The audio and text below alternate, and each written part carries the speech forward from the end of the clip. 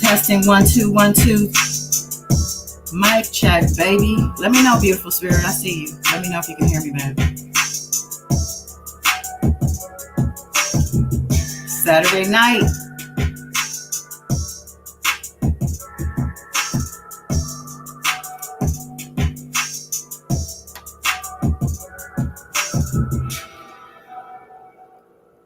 That's right. It's positive vibes only up in here.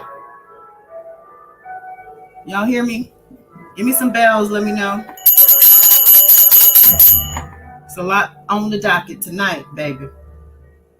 Let me run that back too.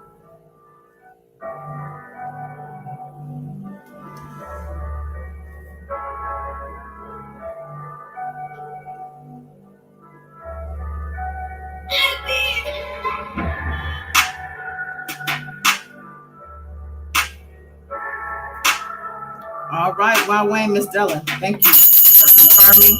All right, I want to do this official like though. I see you, Truth Seeker. That's right, gang, gang, baby. Warrior gang, gang. Yeah, we got this. But you know, I like to do it all official like and whatnot. And check, I got to check all the sounds and. God is dawn. Like and subscribe. Comment some night. Love in this light. Here's God is dawn. God is dawn. God is dawn. Yes, yes, yes. Peace, world, peace. Welcome or welcome back. Yeah, I'm God is dawn. Cheers, that. Yeah, and I'm back and I'm live streaming, baby, from Los Angeles, California, where the fires are hot. Yeah, but the beach is not. The beach is closed too. Shout out to everybody enduring hard times right now. Prayers up to everybody because there's a lot of hard times going on. But we're here to celebrate ourselves and chill and kick back and talk about what's going on in the world. You know how we do. It's Saturday night. Hopefully you're not in a hurry because tonight I'm free. I'm sipping on a little something. Who's drinking? Who's smoking? What's going on tonight?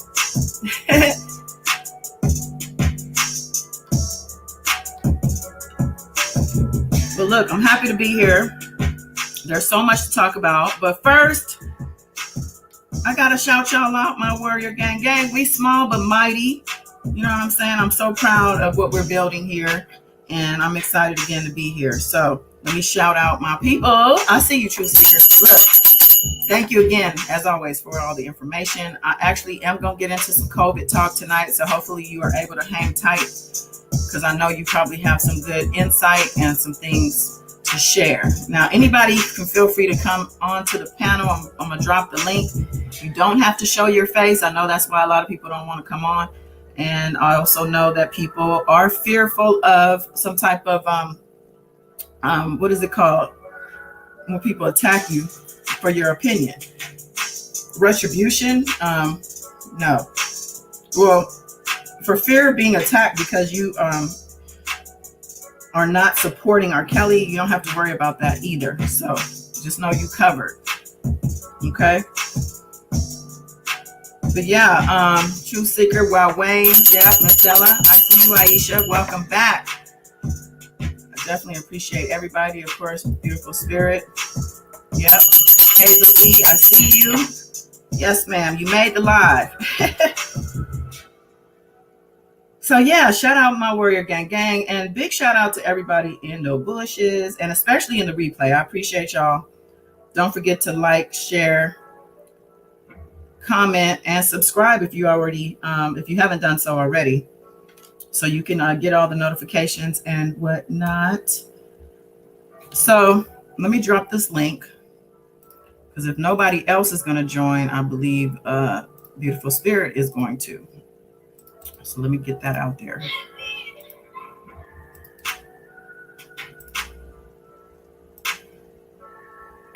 All right.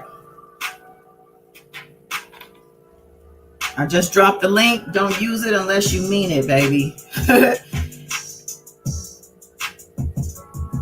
yeah, I want to start this live off tonight on a positive note. You know, we like to give people their flowers. I want to give some flowers to somebody who I feel is very deserving.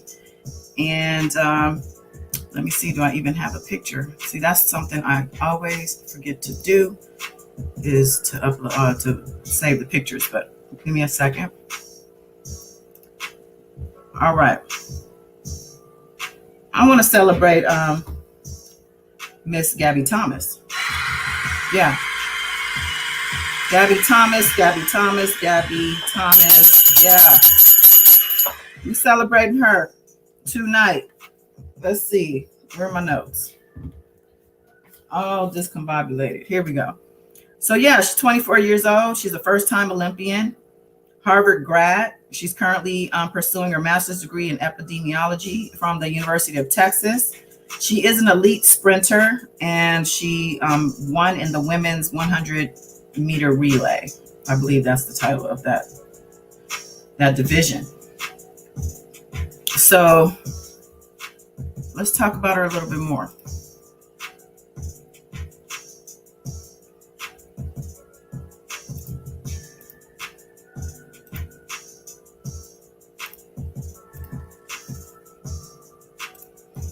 So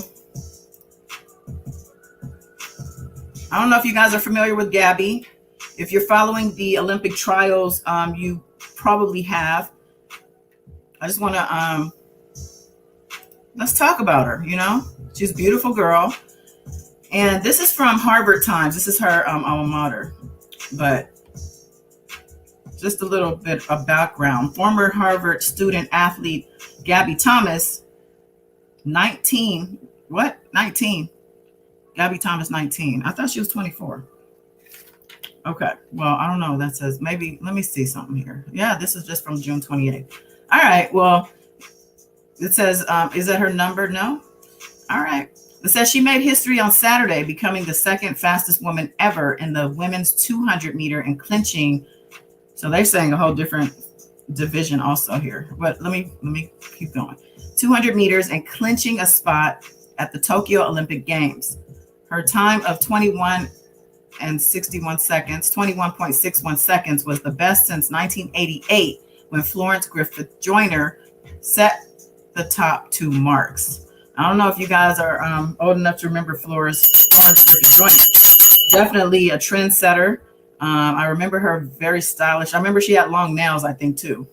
But you know how we do. We stand out. Yes, we do. They have different information though. I don't know if that 19 is representative of her age because there's apostrophe there. But this goes on to say the U.S. Olympic trials was a remarkable few days for Thomas, who grew up in Florence, Massachusetts. She finished 5th overall in the 100 meters. Okay, there we go. Running a personal best in qualifying and securing a spot on the 4x100 meter relay pool. But it was in the 200 meters, her best event, where she broke through. She set a personal best in both rounds of qualifying before a final race that stunned even herself. At the straightaway, she held a slight lead over runner-up Jenna Prandini, but she gapped the field in the final 60 meters. Throwing her arms up in celebration with about 10 meters to go, seeing her final time on the scoreboard, she cupped her hands over her mouth, her eyes wide. "I'm still trying to gather my thoughts," Thomas said in her first post-race interview. She said, "I'm speechless right now." They go on to talk more about her her athletic accomplishments. I'm not going to read all that. What else are they talking about? They talk about her neurobiology studies. She's a smart girl. It says a neurobiology concentrator at the college with a secondary in global health and health policy. Thomas has continued her academic career alongside her athletic one. She is pursuing a master's degree in epidemiology and healthcare management at the University of Texas at Austin. She's somebody to watch, and she's definitely inspiring. I definitely appreciate the fact that she's doing it all, right? That's something they tell us all the time, right? You can't have it all. I had somebody in my life, they would tell me whenever I would say that, they would say, "Yes, you can." And I always remembered that. It was an old boss of mine, but yeah. Oh, beautiful spirit. Yo. Happy Saturday. I didn't even hear you come in. Usually it gives me a little. How you feeling? Good. How you doing? I'm great. That's good. Happy Saturday, everybody. So yeah, we were just talking about Gabby Thomas, honey. She's doing her thing, and I love the fact that she is not, I would say, resting on her laurels, meaning just not doing the sports stuff and doing that and just leaving it at that. She's also continuing to pursue her education, and I'm sure she has a great future ahead of her if she, continues on this path. Okay. Yeah, that's beautiful. Right? Beautiful young lady. She is. So yeah, shout out to her. I definitely want to get off on that good note because we talking about people like R. Kelly tonight. We're talking about Bill Cosby tonight. There was some news about him, and some things that aren't so uplifting. So I just definitely want to always start on a positive note. You know what I'm saying?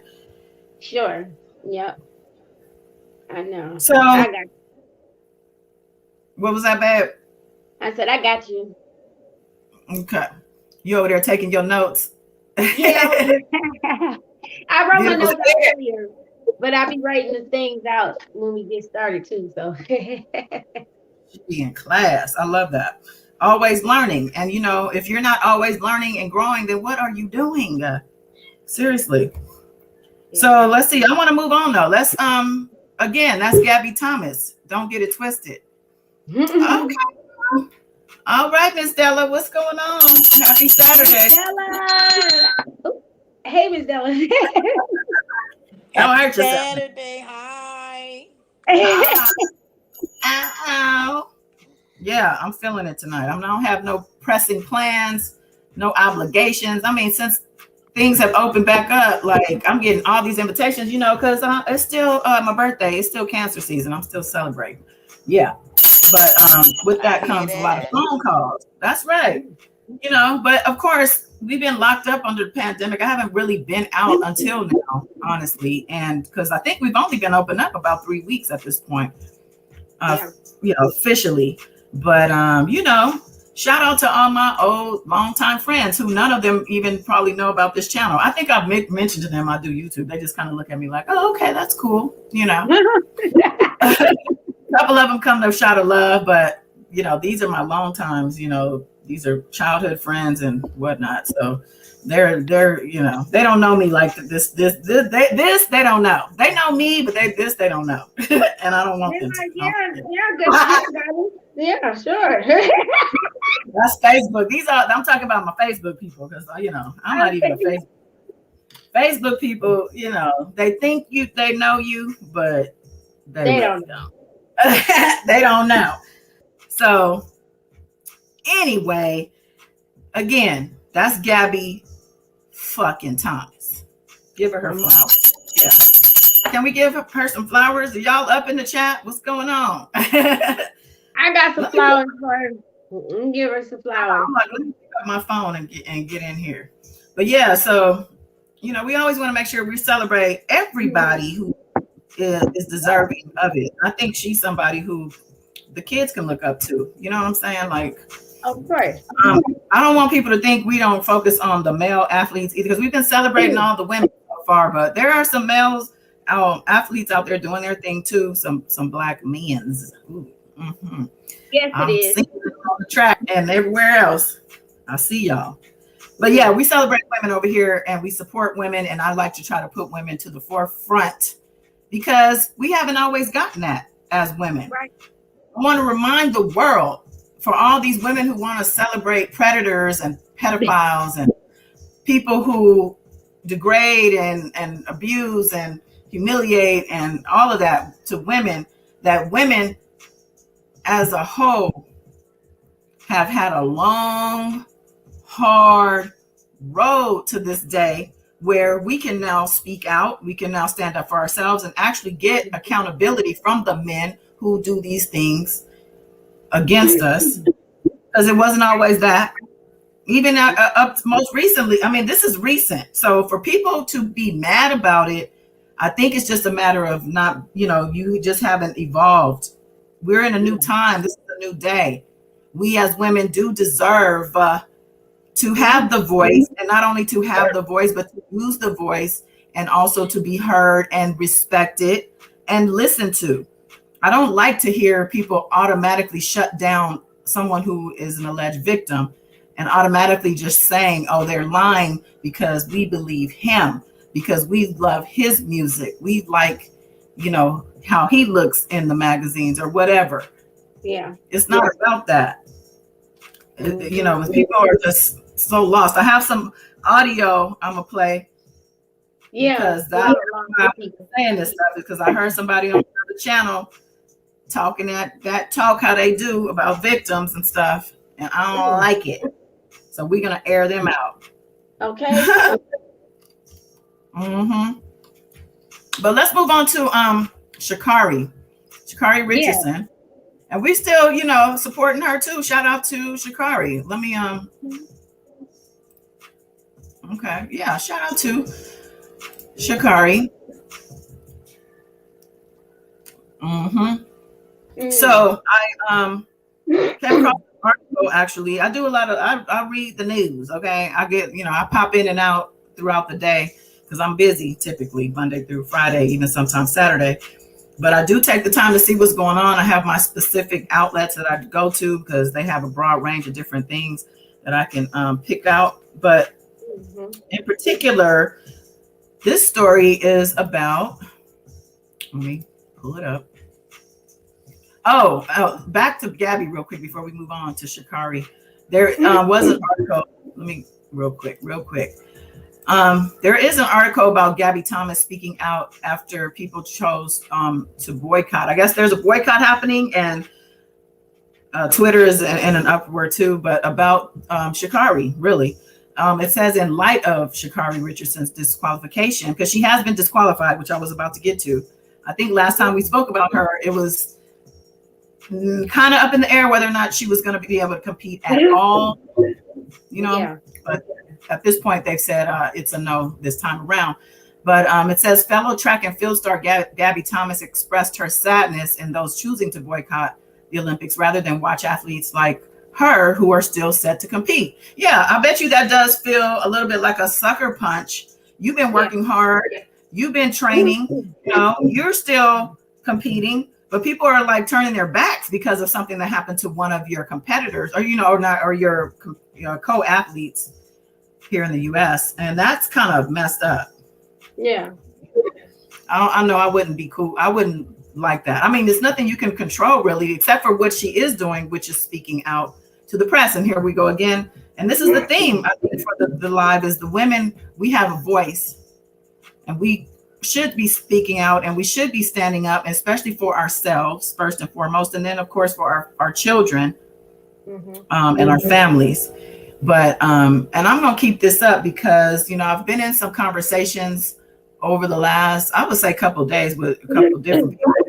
And it's just come to light to me that no matter what my relationship may be, how close or, even with relatives, how sometimes I'm like, where was I going with this? Let me take another sip. But yeah, so basically what I'm getting to is women, I find that people expect you sometimes to not speak your mind, or people don't speak their mind, so they don't expect you to speak yours, basically. And I don't walk on eggshells, and I'm not going to. And if it's necessary for me to apologize, I'm going to do it. But I also expect one in return if you also showed your ass. And I'm just saying that to say, as a woman, it's my right. You know what I'm saying? I want people to remember you do have rights. You are free. We ain't slaves no more. We're not obligated to, we're born in this world as a one person, solo. And, so because you meet somebody along the way in life and you have a certain attachment, and some of these attachments are spiritual attachments, definitely karmic lessons and all of that. But you got to keep boundaries intact. You got to make sure you are protecting yourself in these things. So I just wanted to stress that. But with that said, that's what Gabby Thomas is doing here. And I wasn't even aware that there was a boycott. So, I guess all the news that I do catch, I didn't catch that till just now reading this. So, who's boycotting? Anybody? Who's even watching the Olympics? I haven't watched it, but I will. Well, they haven't started yet. Do you mean ever? Oh, okay. Oh yeah, I have watched. I used to do it when I was younger. What about you, Miss Della? No. Miss Della. No, Miss Della. I am not. You're not gonna watch him this time around? No, but you know what? Something happened today, and I was trying to look for it real quick. Something happened. A whole bunch of people got let go, and I'm trying to see something was said over a mic, and I caught the intel of it. But to answer your question, no, I haven't. Hot mic. Yes, I'm trying to find out what happened. About. Is it about the Rachel lady in NBA? I mean ESPN. Yes. Update me, please. Oh, yeah. So yeah, the two female reporters, one of them, the white, I think she's white. I don't know her name by heart. Y'all know her name? Her first name. Rachel's her first name, I think last name Nichols. Oh, okay. Rachel Nichols. So she was talking on a hot mic, which means she didn't know she was live, honey. And people heard her feedback about another Maria. What's her name? The other one? There's another lady. I think she's black. Yeah, she's black. I think if her name's not Taylor, I'm not 100% sure, but her first name is Maria. Her first name is. So Miss Della, you gonna bring a story to the table and you ain't got the facts?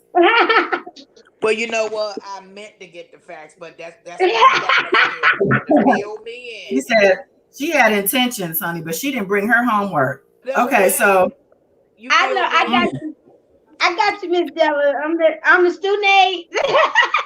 Thank you very much. Okay, well, let's go. What's up?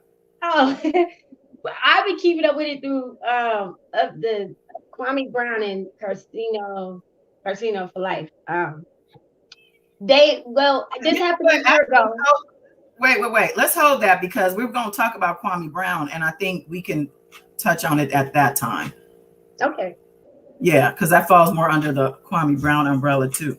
So we'll get to that, Miss Della. But thank you for bringing that to light.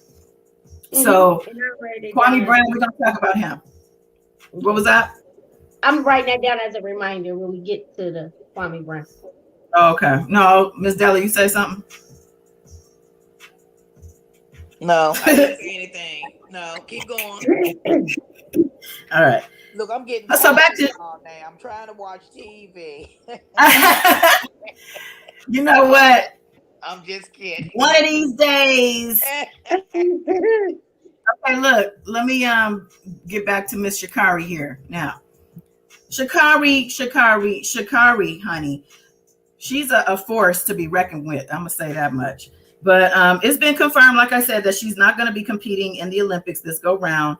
And as we all know, it's because she tested positive for marijuana, which is against the rules. But it seems the White House is actually trying to step up for Shikari and other pro athletes when it comes to marijuana and the restrictions. They said that Biden wants to loosen the restrictions, actually. So let me pull that up real quick. Yeah, ain't nothing wrong with little herb. Ain't nothing wrong with it. I know Biden be puffing. Come on, you can't tell me that. He probably was like, "This is God good green herb." Well, you know what? It's funny because when he first got back in office, I think they let go like 4 staff people because they had marijuana in their system. Only 4. I believe it was like 4 of them. Wow, I didn't know that. I didn't know Yes. that. That's crazy. It doesn't surprise me though. It really doesn't. Because like, I'm fight for it. I mean, it's pretty much legal almost. I know it's been. I'm in LA, so it ain't nothing but a thing, honey. It ain't nothing but a chicken wang out here. But let's see. White House recommends rule review after Richardson ban. It says the White House on Wednesday said it might be worthwhile to review anti-doping rules in sport after American sprinter Shikari Richardson tested positive for cannabis use. USA Track and Field on Tuesday declined to select Richardson for the relay team for the 2020 Olympics in Tokyo after she accepted a 1-month ban for the prohibited substance, which she said was to cope with her mother's death. The 21-year-old was expected to be one of the biggest draws in Tokyo, but is unable to compete in the individual 100-meter event as her suspension wiped out her win at the trials, which we knew.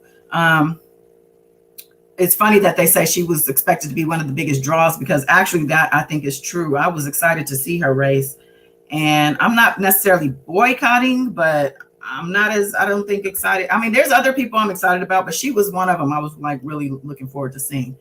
Yeah. It says her selection for the relay team was her only remaining hope of competing. But they shot that down, Let me get to the White House part here. While the U.S. government has a seat at the table to provide feedback and will continue to speak up for athletes, we are ultimately bound to the WAD rules. So they're like, yeah, the White House can say whatever they want to say, but it ain't up to them. It looks to me like, the White House, aka Biden and his administration, they wanted to make a statement. I think they knew good and well they weren't going to be able to change anything, but I think they wanted to get the they want to. It's a good look. I think they think it's a good look for them to be on the side of right as far as the marijuana use and whatnot. But my thing is, y'all are the feds, and it's still illegal federally. So why don't you work on that? Let's start with that. How about that? Yeah. Okay. How great. Yeah. Once they remove that illegalization, once they remove that law, then organizations such as the USATF or whoever will be more you know, eager probably to change the rules because they're going to be under the federal guidelines. Now they're going to be breaking laws otherwise. Come on, Yeah. Biden, whatever you smoking, pass that over here because you tripping. You're not thinking clearly, honey. But I'll take some of that. So yeah, but I thought that was interesting. So what do y'all think about the White House trying to step in and make a big statement about the fact that they're going to sit at the table with these people and talk to them about loosening up the restrictions? I think they need to, like you said, focus on getting it passed federally first, and then we can go from there. But it's like don't try too hard and be too extra trying to make this impression and make things it got to be a good look. This will be good for us. This a great image. No, just be real. Like, come on now. And he said just enough, the press secretary, just enough to say we with the people because Right. they see what the tone is out here and how people are mad about it. They're boycotting. And so the quote is, we know the rules are where they are. Maybe we should take another look at them. That's what the White House press secretary said in a CNN interview, and added that President Joe Biden had a particular attention to her, Richardson, after the tragedy she endured. So, Yeah. I think for me personally, I just think it was a PR move, but I thought it was. Yeah, and I think I understand that you're going through, a tragedy occurred, but she should have thought about it. I mean, because I know she wants to run, and I believe she lost a bunch of endorsements too, didn't she? Actually, Well, I know Nike is sticking with her for sure, but I don't know what other endorsements may, have been in jeopardy. I think they said that she had quite a bit still hanging. That's not gonna leave her. Not they're gonna drop her. I mean, I don't Yeah, know what the other ones are, but from what they're saying. just a little bit weird. So But she's still anyway, only 21. She got her. I think she's still gonna do great. 4 years. I mean, I know 4 years is a while, but it'll be here no time. I mean, hell, we've been in the pandemic for 2 years, something like that. And I well, think it's it's going not on the to end it's of a year. it's not the end of her life. It's just, we all make mistakes. She just wasn't thinking to me, and I know I might be wrong and thinking way far left field. But I always think like it could have been like I think that news reporter was purposely placed to interview her, to throw her off her game, to see if she would be able to win that one race, then tell her about her mother. I believe that was intentionally. And then they was like, dang, that didn't work. She still So won. Like, to just clarify for people who may not know, so Shikari was told about her mother's death by a news reporter. yeah, interviewing her about the upcoming race that she had just won. And she said that's how she found out. And I think And that's because a cold move. yeah, and then because I can't. To me, I don't put nothing past nobody these days, especially them people that go along, get along gang people. Because it seemed like when that didn't work, then the next step was we could try something else. It probably was on a whim. I mean, yeah, at the end of the day, she knew the rules and she owned up to that. And she said she knew better, but she did it anyway. And I still commend her. And I don't think they expected for her to come out and speak and be honest and own up to it either. And that was to me was a great move for her. And whatever's for her, God got her. And I think she's gonna be fine. And I'm not sure if she's getting counseling, but you could tell that people were making comments about, oh, she went close to her mom. Why? That's not an excuse. It doesn't matter. That's her mother. I mean, nobody knows. We're going by what we see on TV. We don't know in what depth, but that's still her mom. And I could tell that grieving, me personally, I lost my mother, so I can relate. I think counseling does help. And I just think it's a very well learned lesson that she has learned from this. And I just wish her the best. I wish God give her the strength, make her mental and emotional state better and stronger. And she gonna be all right. Well said. Very well said. And I want to reiterate peace and serenity. Welcome back, peace and serenity. Yeah. It said it's a natural healing. People with cancer use it. I'm not sure what the problem is with it. CBD is used to heal too, and some have THC in it, which makes you fail the test too. So I agree with all that. Yeah, it's a healing agent. I mean, you got to be careful where you get it from, because I'm at this point. Out here we have dispensaries, so I'm not trusting no corner dude with no weed today, because they be lacing that stuff with hard stuff, fentanyl and whatnot. So I pay taxes. Yeah, I already put it out there. I smoke, but just in case you didn't know. And I pay taxes on it because it is delivered and everything. And if Mama, if you're listening, then people act like you didn't hear it. Let's see. Wait, who should be fired? I'm missing something. Maybe I'm behind on these comments. I'm trying to catch up. Yeah, she would be in the next one. JC would say like the next competition. Yep. Oh, okay. Yeah, definitely. Yeah, she'll be. So what? She's how old is she? 19. She's 21. She said. Oh, she's 21, so she'll be 25. Yeah, she'll still be young, and She made the comment. She said, "I got a lot of running in me," and then she said, "And I'll just do the next race." And let me tell you something. Ain't nobody getting this type of publicity. No failure. If anybody wants to say she failed at something, it's gonna get this type of love and this type of play when it comes to the press. Like, she's already accomplished a great deal for a 21-year-old heading to the Olympics, a Black woman. Yeah. I love it, and love it. Oh, she was saying, okay, the reporter should be fired. I agree with you. Yeah. I agree. And then the way she said, like he told her, was just like, oh yeah, and by the way, like it was just some old. Oh hell no! Over there, Oh, okay, you didn't know. Okay, beautiful spirit. That's your homework, because she does the research. We got to find out who this reporter is. Yeah, she didn't say his name. Yep, she didn't say his name. And then he just boycott his rear end, because he was like, he's a stranger, and the way he told me was just like, she was like, it kind of was. She said it was kind of, and it's kind of messed up. And he's like, I can only imagine whoever this man is. We'll find out, though. We'll find out. Oh, yeah, that's demon work right there. Yeah. Trying to break her down.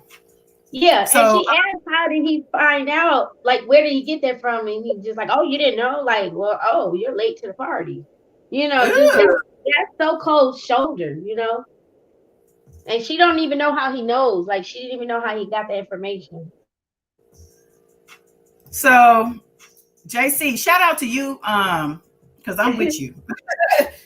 She said for her insomnia. I don't have insomnia and pain, and I'm, I'm praying for you, and hopefully you got a whole private personal meditation link from me. I hope you still have that and use it. If you don't, let me know. I'm gonna resend it to you, because that was just for you, and that is to do every night.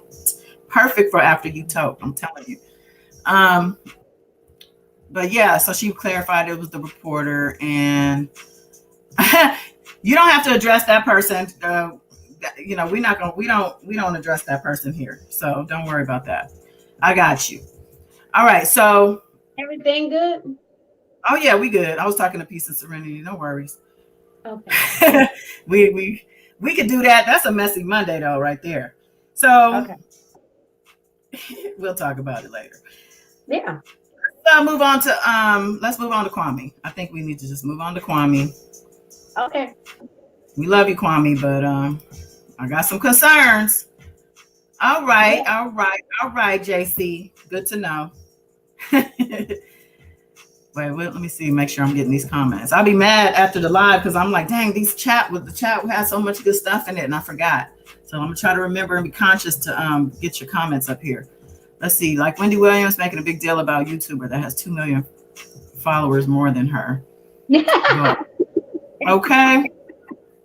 Get over it. She announces she was okay, and that he was murdered. She goes all through it.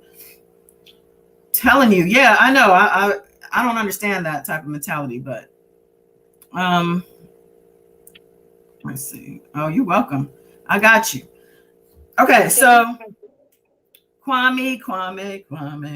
Okay, Kwame, listen. Well, First of all, I'm sorry. I okay, you wanted to right on say time because something I'm about about to Wendy go Williams. in. Huh? Okay, what was that? What was that? Wait. I said I wanted to make a comment about Wendy Williams. May I? So yes, I did see the little clip where she said that. I think that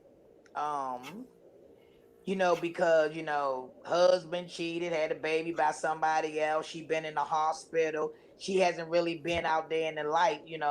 She just wants some attention. That's why I think she said that so someone can, they can say something. Oh my God, Wendy Williams said something negative to get her back in the Right. spotlight again.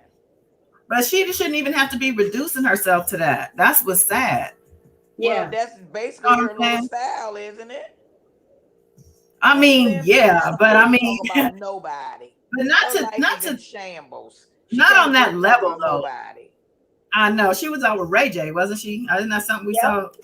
Yeah. Now that you done hit rock bottom, honey. You done messed with Ray J. Look, let me tell you something. We know why she was hanging with Ray J now. Oh yeah, he got that stuff. I heard. Yeah, and I know that for a fact. I think Whitney told us. I know that for a fact. Oh, is that right? Like real person, in fact, that Club Poetry, and I already know who's bae. Mm-hmm. The supplier to him, I know it.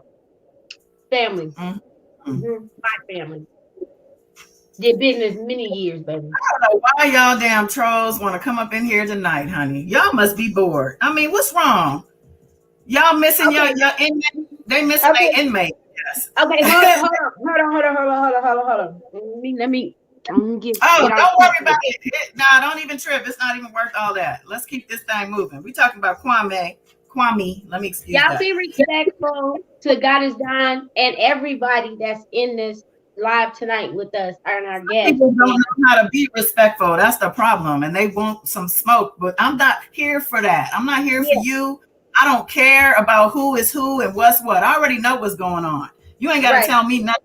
I know way more than you think I do. And I ain't even have time to speak to nobody one-on-one to get the juice. So you ain't got to come over here trying to out nobody and say this and say that. Like, how old are y'all?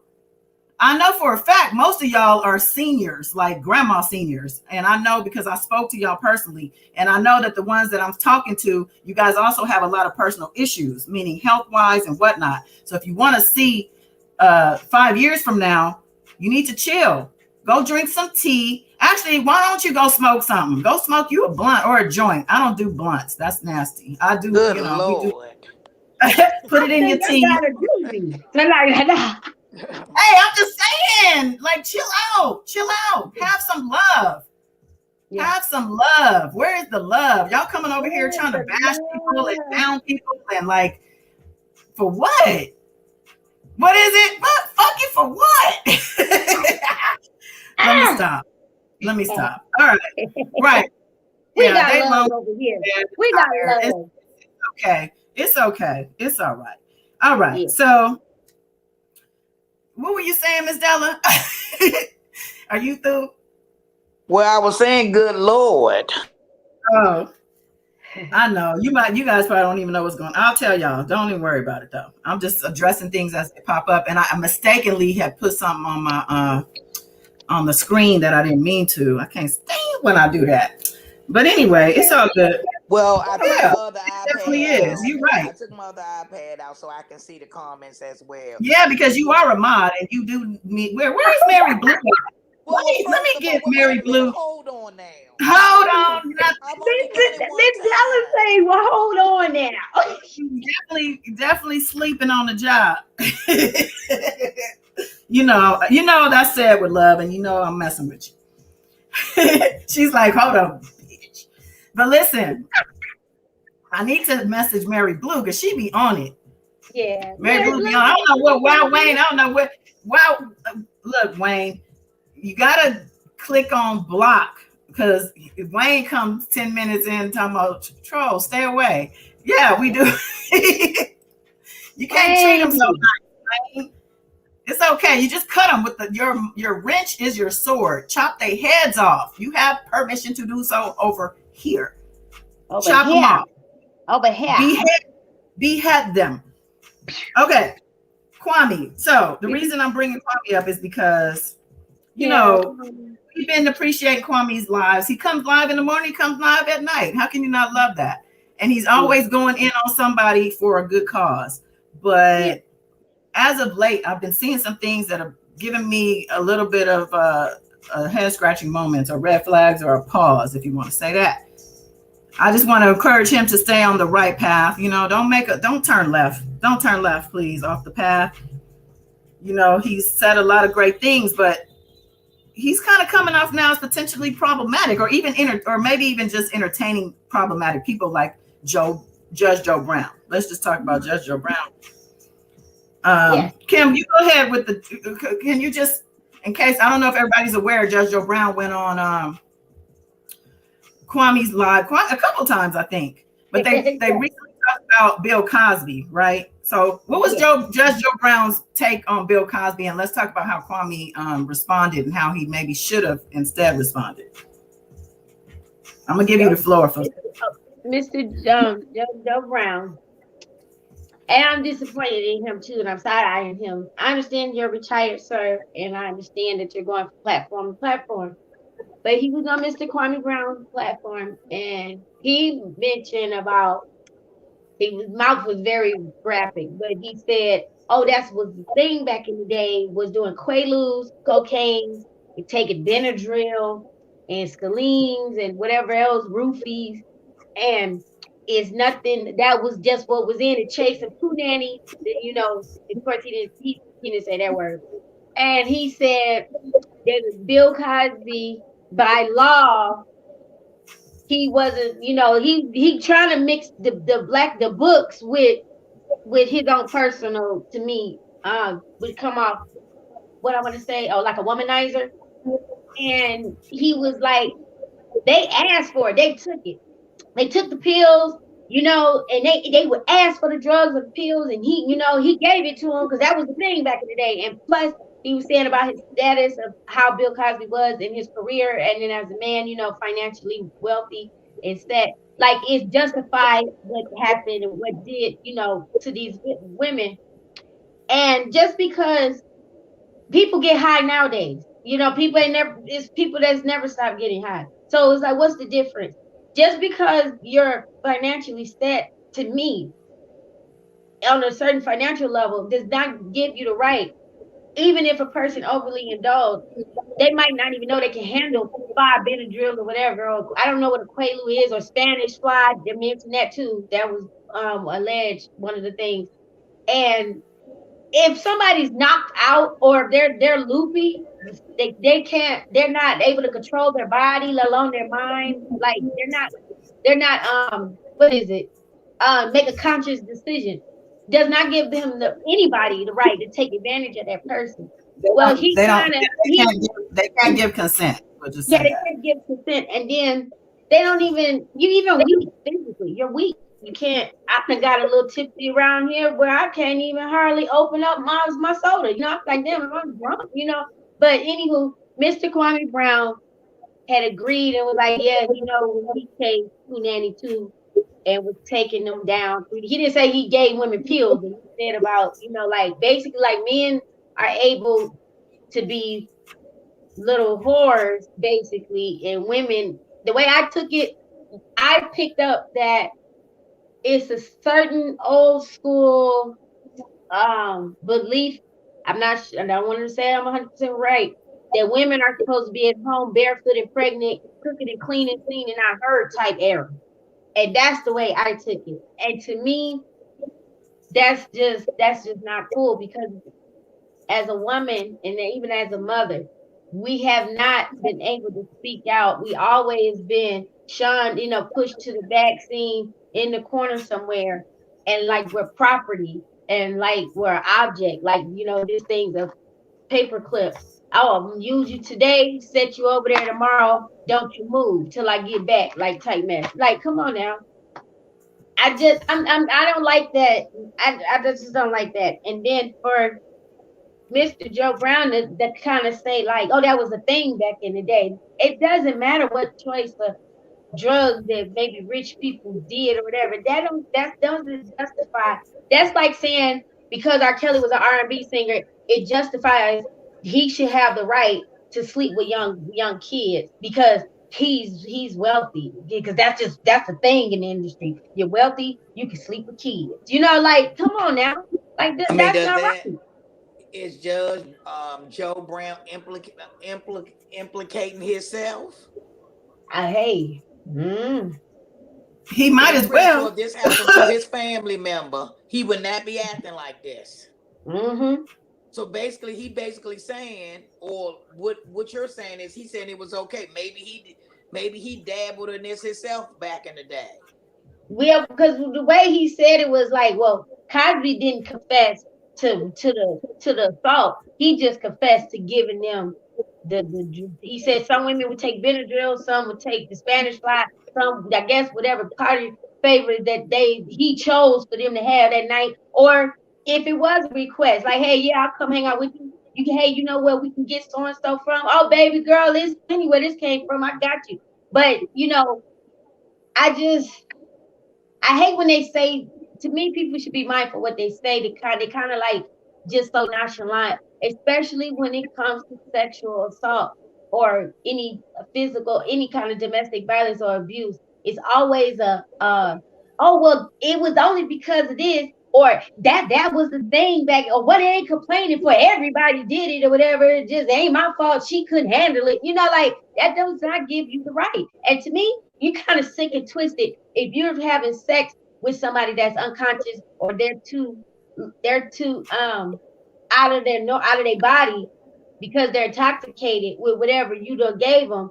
How do I thought sex supposed to be enjoyable between two people or however many people that's supposed to be participating. I thought everybody's supposed to be alert, conscious, or awake and know what's going on, know what they liking, what they loving, and everything else. Not just one sided. To me, you got some. That's kind of sick to me.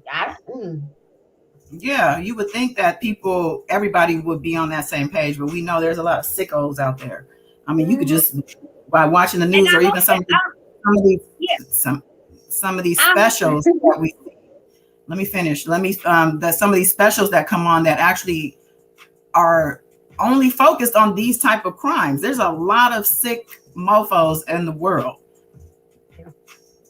and I hope they know for sick people that are into that, like if somebody be passed out, can't they're not in with reality, but to know what's going on. The way the woman body works, the anatomy, especially the sexual organs, the vagina does not get wet because mentally, our pituitary gland is in our brain. I think it's towards the frontal cortex.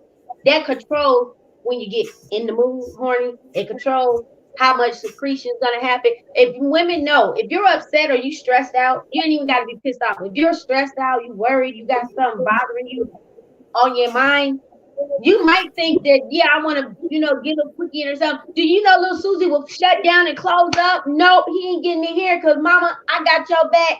Not saying it like that, like mama like that, but she's not gonna Yeah, cooperate. She's not gonna cooperate.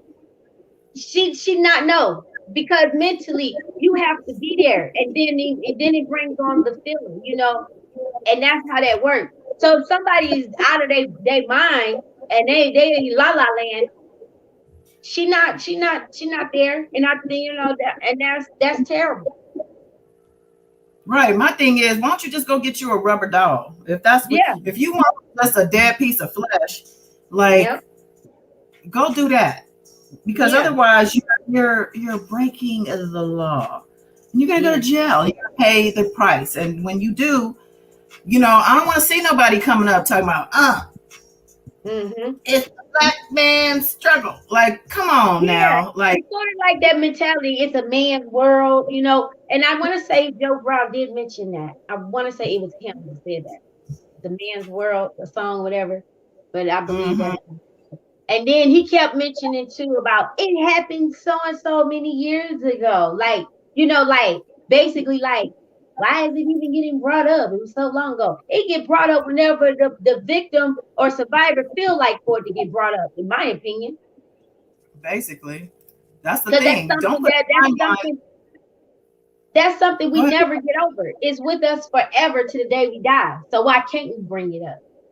Yeah, people are real quick to put a timeline on when somebody is supposed to Think their truth. report or speak. Yeah, speak their truth. There you go. And it's really, it's not up to you.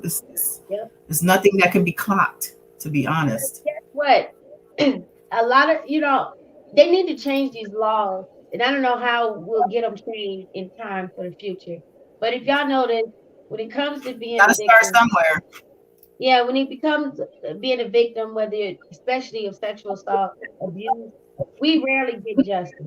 They rarely face a lot of time. Even as a child killer or a rapist or a woman beater or a predator, period, um, they barely face 5 years, depending on to the extent of what they did. And to me, that's a slap on the wrist. That's like some little ice cream and cake, a sweetheart, if you ask me, because and then when we do speak out, do y'all know? I don't know, but people that's not survivors and have never been through any kind of abuse or assault. Abuse can be physically, verbally, or mentally, emotionally. All that contributes as abuse.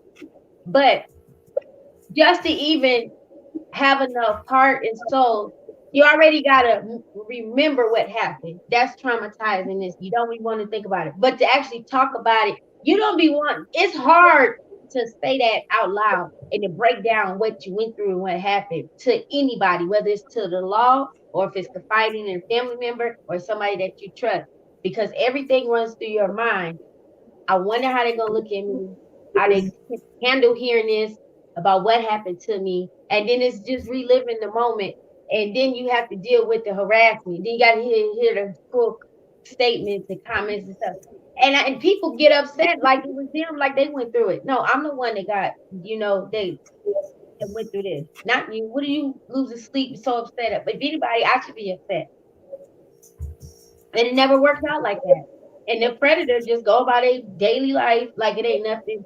And like they don't care. They really don't care. It's narcissistic. They don't care. They're proud about what they did and how they think they get more man points and or whatever, a woman. And it doesn't. It doesn't make you more human when you run around being a bully and taking advantage of people.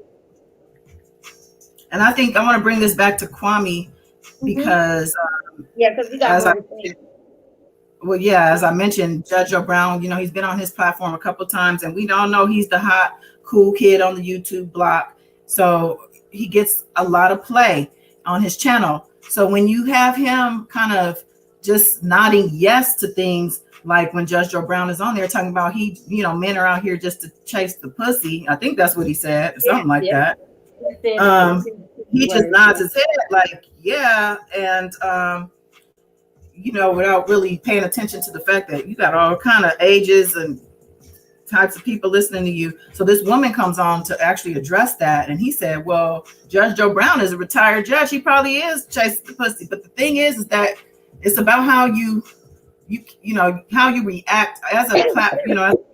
When you have somebody on your channel saying stuff like that, being reckless, you got to keep it, follow it up with something. You got to keep it right. Like, let them say what they got to say, but you have to also balance that out on your side.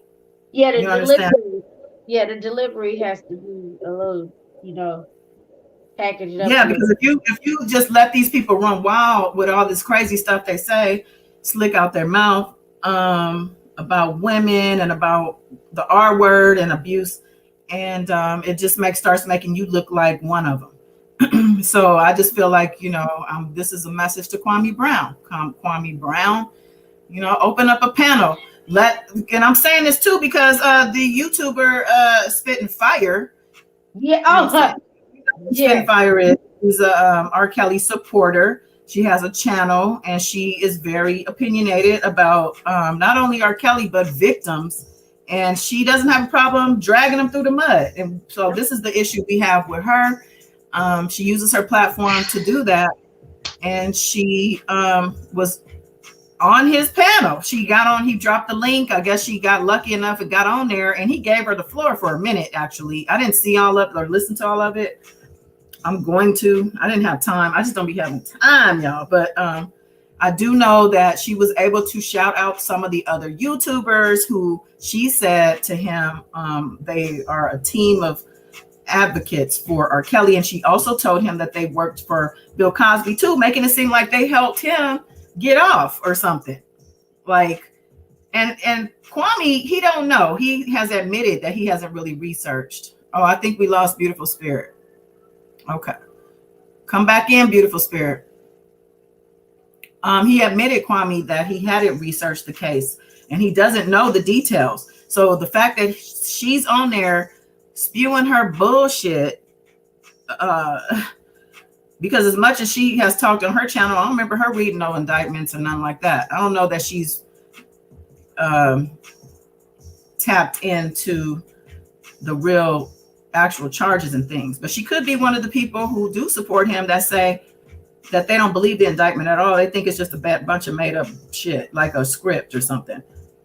So I don't know, but I just feel like, Kwame Brown, please do your research before you just let people run wild on your platform.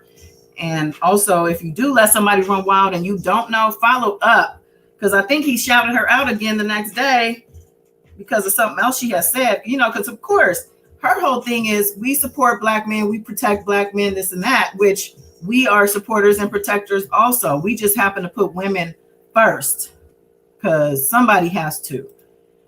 Welcome back. I'm sorry about that. All good, all good. Glad to see you back though. I was like, do I have to go find her? You know me, my antennas be going up. Doot, doot, doot. Yeah, I got a phone call and then it kicked me out. So it's all good. So I was just talking about Kwame and how Spitfire was on there spewing her bullshit about which, of course, supporting Black men and protecting Black men isn't bullshit, but the fact that you want to drag victims, denounce them, shame them, all of those things in spite, you know, just to support your argument, that's not okay. Yeah, you can support somebody all day. So you're saying that they stated, or she stated, that they had something to do with Bill Cosby getting off. Yeah. She tried to take the victims down on Bill Cosby as well, because I'm pretty sure them people are old enough. Any of those victims, not one person on Bill Cosby. She said they advocated for him for years. They played a part of the advocate, you know, being an advocate. And that's bullshit. They ain't did no rallies for Bill Cosby. They ain't did no marches for Bill Cosby. Yeah, she might have done a video or two on her channel, but I don't know. All of them as a whole haven't been, quote unquote, an advocate or a team of advocates for Bill Cosby, as if they were running around with their lawyers doing all the stuff. Shit. If anything, if they doing anything like they doing with R. Kelly, Bill Cosby would still be behind bars. Let me tell you. They ain't nobody helping nobody. Let me say this. Mr. Kwame Brown, some people out here are seeing how green you are on YouTube. I don't have a channel, no, I don't, but I've been learning a lot off God is Down channel. Okay, they know that you knew, you know, letting them join the live. They're trying to manipulate and use you. They think that everybody that gets released, they think it relates to Mr. Rico Kelly, and they can't compare nobody else's case situation to him, to me, in my opinion. And then she throwing she throwing Joe Brown name around like they at each other's dinner table. Oh, he my co-blogger, and he is shouting out all these people. And how about no? You don't. They're not supporting and protecting all Black men. They're only trying to support and protect one Black nigga, and that's R. Kelly. They ain't worried about nobody else. And then all it takes, I'm gonna need you to do the research, Mr. Kwame Brown. I'm gonna need you to research people. I'm gonna need you to research R. Kelly case, because we leading to that next. I really do need you. This is the same woman that was with the shenanigans with Sky Zone, laughing and making jokes about John Legend and his wife losing the death of their baby, saying that was a karma. because they said that they not listening to R. Kelly music anymore. How is that funny about a woman losing her baby? How is that karma about? That's their right if they don't want to listen to his music. It doesn't, they don't deserve, oh, that's why your baby died. I went live laughing about it. They laughed, made a joke. See, that's what I'm saying. People talk about the pain and then their babies come up dead. You know, how is that something funny? But you advocating for pro black culture. We protecting and supporting these black men, legends. How old? Okay, John Legend is black. You're not supporting him. Then it's what was up one live, y'all, a few months ago? Oh, we need to find a man that gonna have enough balls to victim shame, threaten to kill, beat ass, and everything else, and intimidate victims and witnesses. Because if they don't show up in court, he ain't gonna have no case, and he gonna walk out them doors. That's what one of them two were. One of them two females said that, but they both was in agreement with this grand bright idea. And they said, oh, well, we got one brother that they do some of it, but we need somebody because we're going to have to protect whoever the man that we're going to pick to do the dirty work. We're going to have to protect him at all costs and let him get to all of. First off, it's not just two victims. And then that's another thing. They acknowledge that it is victims. They keep saying it, the victim. So they know it's victim. But yet they saying the innocent. This is ridiculous. And then all that. Then they take the YouTube mess all in the federal courtroom building and stuff. They worse than the lawyers. They worse than lawyers. I just don't understand it. But Mr. Kwame Brown, I emailed you and I inboxed you, please. And Mr. Joe Brown, you know the details and the facts in real life, and you didn't even say anything either. You just act like, oh, yeah, innocent, you know, just so like he could have, it wasn't just Aaliyah, Mr. Kwame Brown. He didn't just have Aaliyah. You could talk to Mr. Carcino because I sent you his video that he did about Miss Tiffany Hawkins, and he verified that it wasn't just Aaliyah. And so it's fact that man really had under 80. And it's another video that you will hear if you have watched this tonight that confirmed about an artist signed to Jive Records that confirmed about 14, 15-year-old girl. And that's all the way up into 2018. And you see the type of numbers he gets. If you look on the screen, the chat at that time, it was at 7.4K. And because to me, that wasn't even a good look, even with her on the panel cussing out another black man. Who was she cussing out? I missed that part. It's a young man.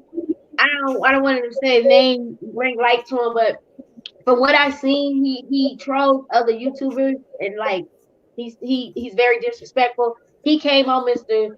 Kwame Brown channel disrespecting the women, talking very rude and disrespectful, calling them out of their name. Like he's like a 6'9", very disrespectful. And so Kwame Brown had let him come up there on the panel, and he basically asked him like, why are you attacking me and attack people, like explain yourself. And the guy just was like very obnoxious, very disrespectful, not just to Mr. Kwame, but to everybody, the men and the women, the guests.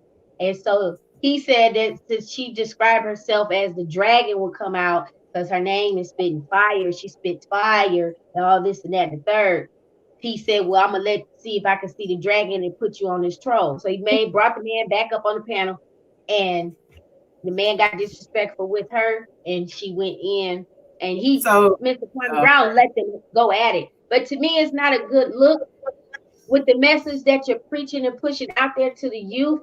And I support the movement. I support the cause like any way I can. Like I'm all for it. And then he got some great points and suggestions and ideas of how to try to reach out, reach to the younger and just in our Black community, period, and how to make a change for the better. I'm with all of that, but you can't mix all of that with this sector of people and then have it all intertwined. To me, that's just my personal opinion. And I was kind of disappointed. I didn't watch it to the end because I was just like, dang. And then you could tell people were honest. People were typing, oh, it's about time he got some excitement on his channel. I mean, I'm all for the message, but sometimes you need a little drama, And it's just not good. It's not good. It's not good at all. Yeah, so I just want to. That's why I'm bringing it up because he need to know. Somebody send this. Everybody, your duty in this Yeah, chatting in them bushes because you because liking something. You take this video, you share this video. Hold up, sis, and you take that link and you send this link and you tell him that we have a message for him. Give him the timestamp and let him okay. know. He can come over here. We can all talk to him. I'm But a, I would say that he yes, needs to we invite definitely be more careful as to who he lets run wild and loose on his channel, and do also research on these big cases. R. Kelly's a huge case. You're going to be on YouTube. People are definitely going to try to use your channel to speak up and advocate, whether for or against. Because be damn sure, if I get on your panel, I'm you gonna hear it all. You gonna yes, hear it I all. tried. I don't support him. If he doesn't respond, I will join one of his panels, and I will say it. But this is the mess. Is this what the message that they want out there, or if he wants it to be delivered off of his channel, is to No, have the duty, let me clarify real quick though. The duty I said is to everybody, not just you. Everybody. Overwhelm him. All right, let's go. it seem like to me the message is, you know, they want this man to get out so badly. Why? So he can accumulate more victims and still victimize the victims that he already done incurred over time, over the years. Because that's exactly what he's gonna do. He's probably thinking now. He never stopped thinking of ways of how can he get a hold of a child. No, I mean, y'all seen how it was when he was court ordered. Don't be going to that McDonald's and being around kids. What he do? Not green. He damn near not Greenberg down in the snow, racing to the McDonald's, and they had just told him, "Don't go over there." He He's don't sick. listen. He Yeah, he is doesn't sick. listen. And then they find out it was a Look, 14-year-old waiting for him in an he SUV. is a sicko. Anybody listening, supporting him, you probably are also. He I'm was just all gonna on say, Facebook. if you're Yes, going to the, online. if you're going to lengths to come over here to somebody else's channel and put something in the chat about somebody you don't know, somebody who's accused of such heinous, disgusting crimes, put your face on those charges to say, I support this man. Mm-hmm. Check yourself. Check And yourself. I also wanted to say it's not the go along. Yeah, the go along get along gang did help him with his crime for that mighty dollar. Yes, they did. But it ain't the go along get along gang that got him in that situation that he's in now. As far as like, oh, it's false evidence, it's a setup because he wanted his masters. That's not the reason why this man got caught up because he wanted The his only way masters. they have any responsibility for it is for not holding him accountable in the time. Yes, yes. And not being accomplices, because that's Yeah, what you were doing. yeah. But So it's like, to Kwame, I want to say, just so we can wrap him up. For me, what I'm seeing because of the messages that are starting to come to light, and then some things that I've listened to Hassan Campbell. I don't know if you guys are familiar. He's actually the first yeah, he YouTuber. another troll. Yeah, he's the first YouTuber that I actually watched as a commentator. I never even knew YouTube had commentary and all these different sectors. I thought it was just music. I used to only use it for music. So to listen to Hassan Campbell, he opened me up to like, oh, people talk about stuff on here. I didn't even really know it to be that type of thing. So the fact that, and he has huge numbers too. He has a huge platform. He's controversial, of course. And Kwame and him were going, they have now started going back and forth. But I believe that Hassan Campbell used Kwame he bit off of Kwame, took a bite out of Kwame. He's eating off Kwame Brown's table, and just to get some attention, which he got. And so now he is in the middle of some stuff, and that brought up some other topics because he himself is said out of his own mouth that he is a child victim of molestation and sexual abuse by another man or men. So the fact that he and Kwame are going back and forth, and Kwame is coming at him, defensively, because they're going back and forth. But some of the things, I don't know. I just feel like if you're going to support victims, you got to support victims. You have to have some sensitivity around that. And, when you say certain things, you got to really be careful. I really feel that. What's up, Queen Keish?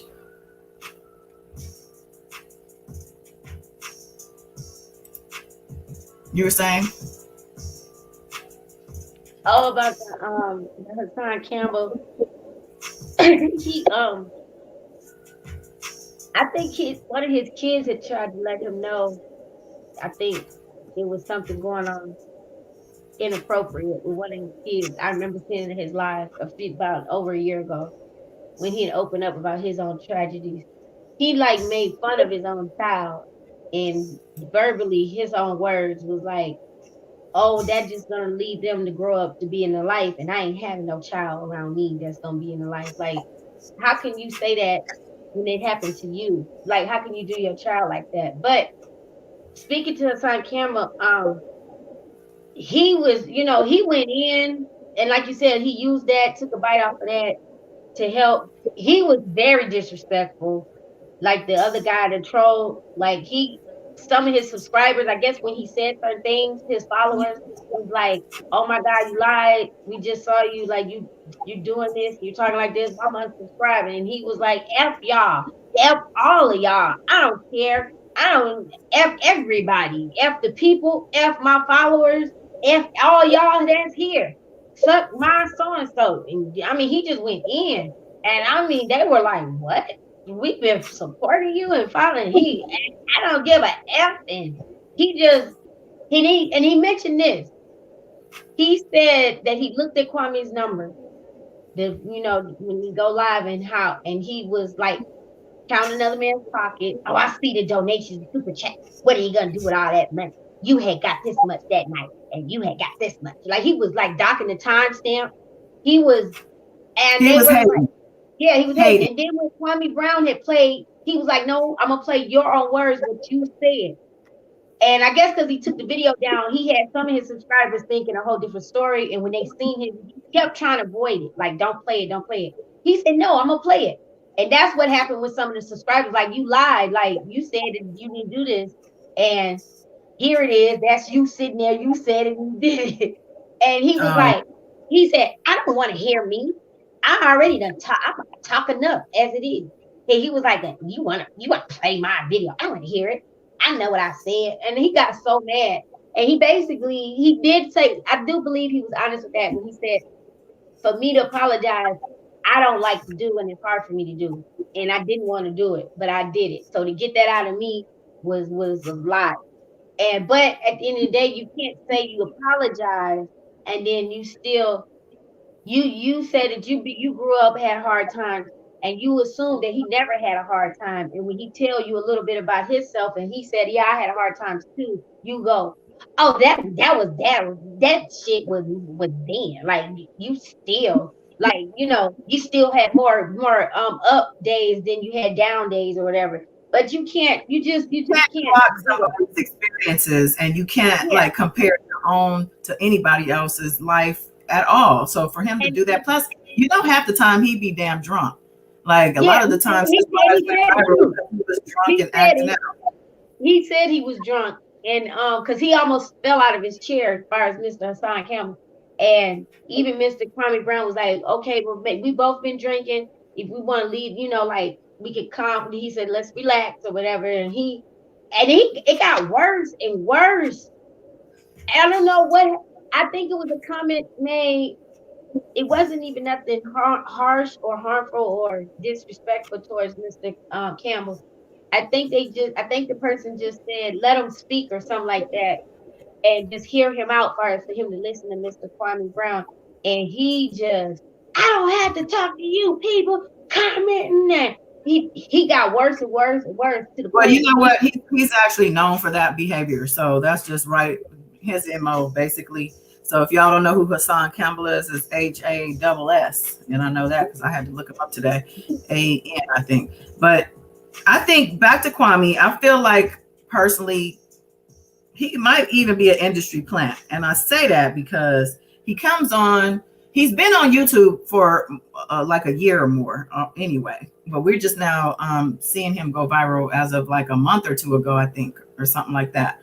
But I say that because Yeah. Yeah, he was on Facebook, and he said somebody else was uploading his videos to YouTube, and he didn't realize he could have been making money, so he came over here.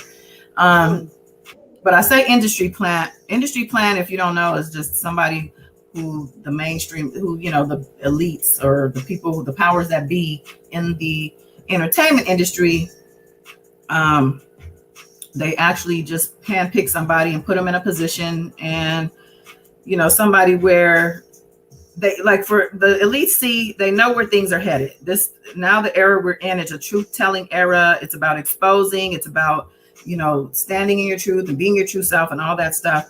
And they see this, where this wave is going, and they got to put people in place. They got to put people in place and be ahead of the game as far as having people already with their feet on the ground in this thing that we're entering into, because they need to use them to manipulate the media and the people. That's what they do. So to put Kwame in, and I say that because he had all his attention. He picked on, you know, Charlemagne and Stephen A. Who is this? Stephen A. Smith.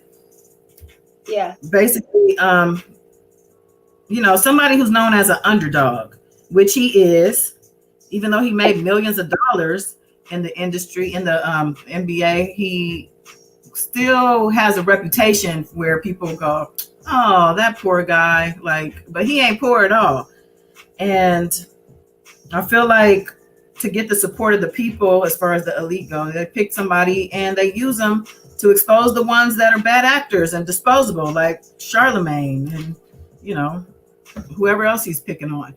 And I feel like his numbers are big, and he's in a position to be a leader. And that's dangerous if he's not there authentically. You know what I'm saying? If he's if they put him in place to be that leader, he's not our leader. He's not a leader at all. And he has to be watched. He has to be called out. He has to be held accountable.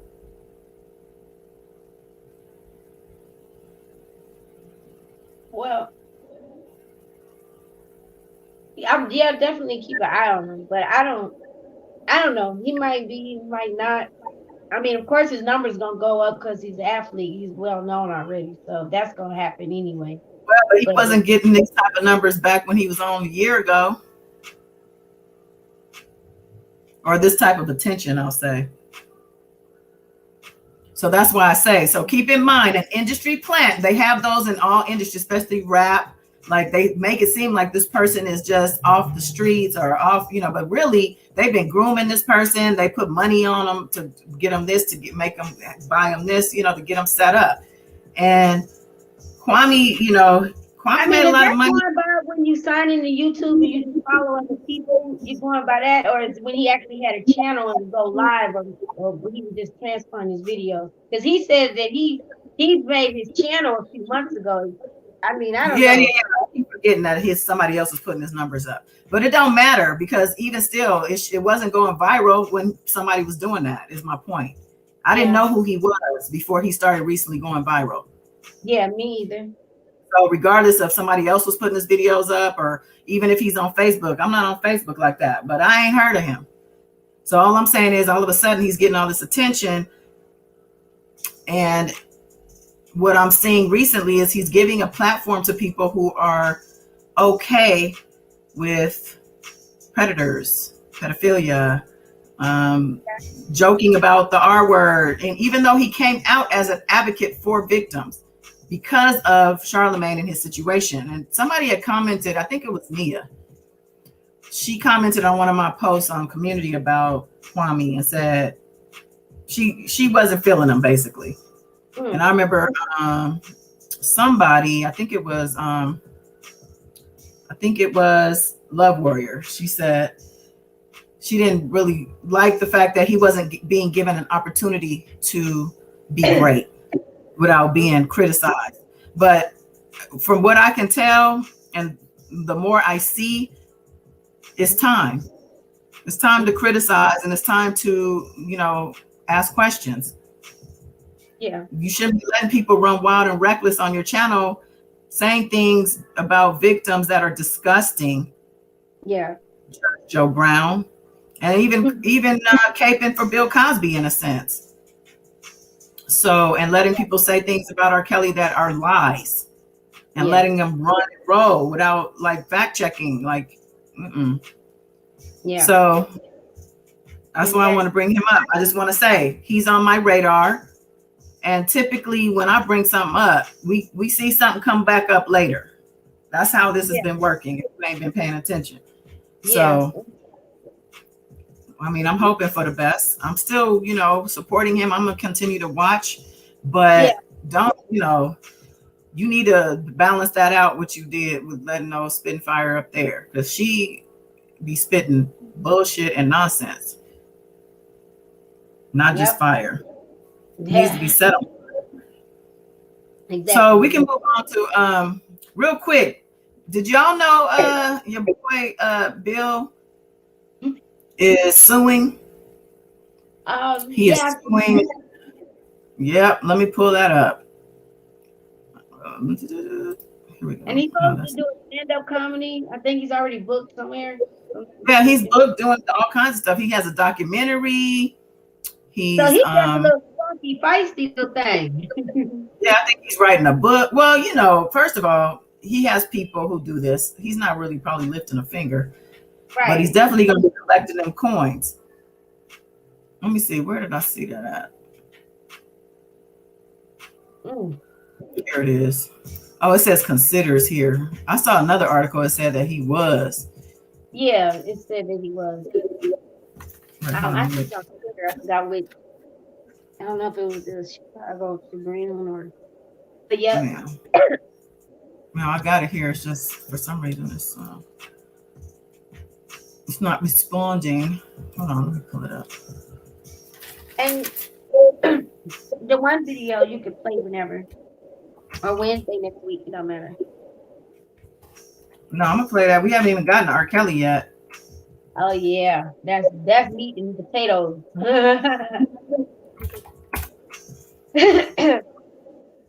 I did it so hard. I think I looked for myself. It got so hot out here, y'all, today that the energy company sent out an alert to people. How hot? I think it got in some areas was 117, but I think my side of town got up to 113, 114. But it felt hotter than what it was. Like now, I think it's like 98. It's supposed to stay like high 90s all throughout the night. But they were saying that it was so hot that if you didn't have to have a light or whatever on, don't have it on, because your meter box, it was either causing electrical fires, and they said that it was reported a few desert fires. I know my neighbor, he had a lighter in his cup holder in his truck. He got off work, it exploded because it got that hot outside from it being inside. That happened. That sounds like miserable. Oh my God. And that today and tomorrow too, because we've been hitting a world's record with the temperature of it being so hot. That sounds like hell, actually. Hell on earth. It is. And then they suggest, please don't let your animals go out. Because, them burn their little paws on the concrete. So, yeah, this article is from the Daily Mail. It says Bill Cosby is pursuing legal action against the state of Pennsylvania to recoup hundreds of thousands of taxpayer dollars as compensation for his wrongful incarceration, friend and publicist reveal. So this is his publicist putting it out there.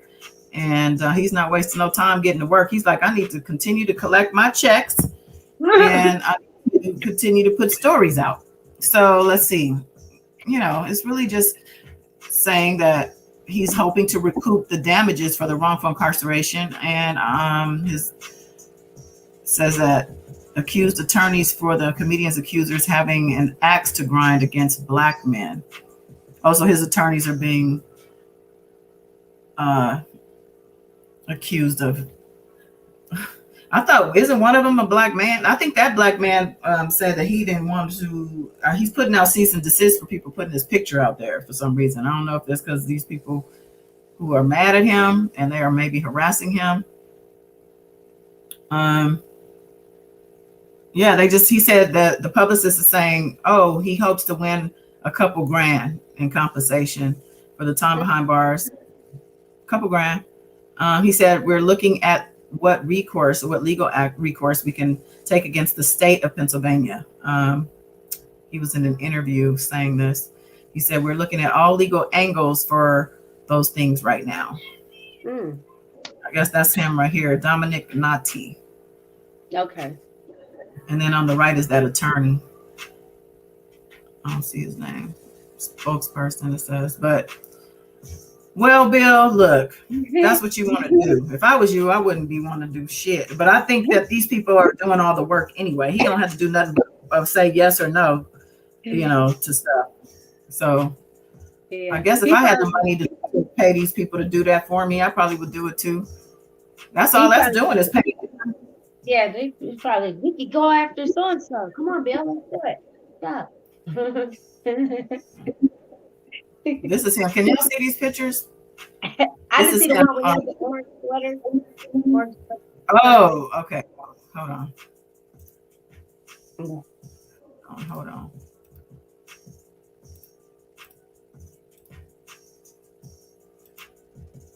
This is him after he got out of jail. This is him in a hotel room and he's still in his prison uniform. Wow. Oh my goodness. Look how he looks. So little and frail and just weird looking. I'm waiting to hear those cloning rumors. I know them clone rumors are gonna be coming soon. Girl, that was asking that too. It was soon as he got out there, like, you think he's a clone? People were like commenting and stuff. Oh my God, that don't even, he looks like him, but it don't look like him. It looks like a child's body. I don't know. This might be like a about 17 years old, maybe 6 years. It's weird. They talking about Gloria Allred and them. It says that Wyatt went on to scathing attacks against Gloria Allred and her daughter. It says, I think her and her daughter have so that's who he was talking about. He said he thinks Gloria Allred and her daughter have axe to grind against black men. And I guess that's because they're going after also R. Kelly and who I don't know who else. They can't help who came with them and for them to get representation for their case. I mean, for him to say that, it's ridiculous. That's not. I don't think Gloria already. She had this one.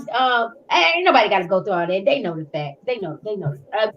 A person that read, pay attention, listen, and know that that's not what they do. That's not. Now I'm not. Right is right, wrong is wrong. That's not what that woman does. You know that picture of that sweater I had him in? Like I had him in, like I put him in a sweater. The picture of him in the sweater, it came on this article is about how they allowed him to wear this orange sweater, I guess in jail. It's a hand-knitted orange sweater, it says, but it has his prison ID in there. I guess they hand-knitted it. And they let him wear, that's like basically, that's a privilege. We let him wear this orange sweater. Softening the blow for him with an orange sweater. Huh. That's interesting. When he first went in, because he looks healthy and full face there. Damn, they had him records, didn't they? That's 2018. That's 2018. Bill, welcome home. Oh, sorry. That's old Bill. And I just want to make sure I'm done with it. I think that's it. I just want to bring to light that he's suing. They're thinking about suing. They're going to look for the legal things to be able to sue him on, to be able to put their legal clutches on and bring the state to court and get some money. Yeah. So put the little.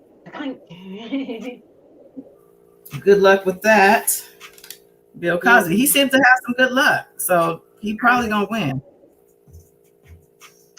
I think he was doing some mindful breathing standing up there when the lady was hollering about, he a classy man.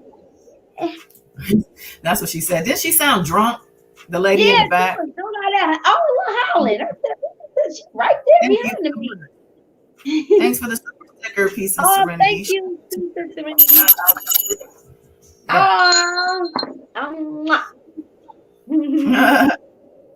So let me see. Let me make sure I'm catching everybody. Yes, Mr. Wild Wayne, my king brother. Yeah, guilty. Okay, so Let's move on to R. Kelly. It's time. So last time we were here, we were waiting on the judge to come back with the bond, order or judgment, and also wondering whether or not she was going to deal with this attorney infighting because the Curcio hearing had been postponed. They did have the hearing, and she rejected the bond again. How many times is this? 7 or 8, not including the Second Amendment. The Second District Court. Right. I think it's like 7. I lost count after 5. I lost count. Well, he had 3 emergency requests, and then the rest was regular requests. So yes, 7, 8. But hey, we know it was more than 3 from what the news was trying to lie and say. Well, whatever number it is, he ain't getting it. So it's a no. It's a no. It's a no. And also, his new attorney was asking for that slight extension. He wanted to recoup the 14 days lost in quarantine. Judge Ann was actually apt to give that to him until the prosecutors brought up that one of their witnesses is due to have her baby around that end of August, which is close to that the date they were asking. I think it was the 24th or something like that. So the judge went ahead and shortened that extension to about 9 days. So they have until the 18th, I think, 18th or 19th of August, the 18th for opening statements. I believe the 9th is when jury selection is going to start. Correct. And yeah, then we're going to get things popping. The 18th is what it is. Shout out to Judge Ann for not going for the okie doke, but giving them a little bit of leeway. Get her done. Shout out to Judge Ann Donnelly.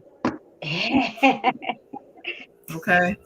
So there's an article out here that's a little interesting. We want to know what was going on with what happened in the hearing because it was it was open to the public in a sense. And I'll get into that because we did have a YouTuber. She was there, and her channel. She typically covers R. Kelly stuff. We're talking about Sylvia, the infamous Sylvia. Infamous to me. Flubber of words, killer of the English language. They call that the King's English. The killer. She's the killer of the King's English. She's a murderer of words. But nonetheless, she got up in there. She got in there. She said she traveled to New York, to Brooklyn. And she said she flashed her government badge because she saw that the people who were getting badges looked like the one she already had. So she went ahead and flashed that. And I guess she said the security guy or the guard had sympathy as far as, oh, you came all the way out here. Because she's not from there, obviously. For this, but anyway, she had a front row seat, so it's just some interesting feedback, and I have some audio, so I want to play. But before that, let's just sum up what happened with the hearing and just with the facts. So again, we know the bond was denied for, I think, a final time at this point. Yeah, shout out to Judge Ann again. We've got a short trial extension, so we're set for opening arguments on August 18th. Backing up to August 9th for jury selection to start there. And now the judge, from the feedback in the articles, as well as a couple of people on YouTube speaking on it, said the judge was upset with the defense. The infighting, I think Greenberg was on the phone, and Greenberg had an axe to grind because they threw him under the bus in that bond motion. They basically said he provided ineffective assistance, that he withheld documents and discovery. He allowed filming, which is not supposed to take place. So there was a lot of things that were said, not just him, but also Mike Leonard. And speaking of Mike Leonard, I'm going to go ahead and play this quick news clip. And Mike Leonard makes an appearance. Let me actually see. Yeah. Do you have the picture of the courtroom sketches? That was funny how they had Miss Jackson. No, yeah, it's in this video. I'm about to play it. It's in this video. That's why I had put it on my community. And I was like, why the cartoonists make Nikki Tricky Nikki looking like Witchy Poo over there? She didn't even make her. That was she was like, thank you, Miss Della. All right. Shout out to Miss Della for the super sticker. Oh, I love you, Miss Della. Thank you so much. She's so sweet. Miss Della's so sweet. Someone's asking if I know what the new motion is. When is the new, what effect? Last I checked, there was nothing new posted, but what is the motion addressing? And I'll let you know. Mm-hmm. Let's see. JC said she went in on them, and yay to this judge. Mm-hmm. And yeah, Geronda's expecting. Okay, so where was I at? Oh yeah, I'm gonna play this video. Yeah. I'm gonna play this. I'm gonna play the news clip.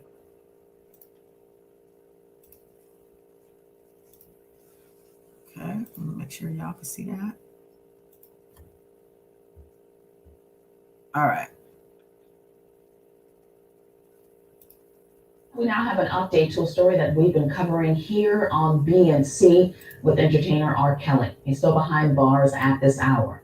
Now, at a hearing in New York Thursday, a federal court judge denied the singer's bond request so he could prepare for his sex trafficking trial next month with his 2 new attorneys. Now, okay, let's pause. So she looks horrible in this. Look at his face. He looks so concerned and upset and scared. Don't he look scared? He looks scared and worried. I'm not gonna lie. Now that you say it, he looked like worried.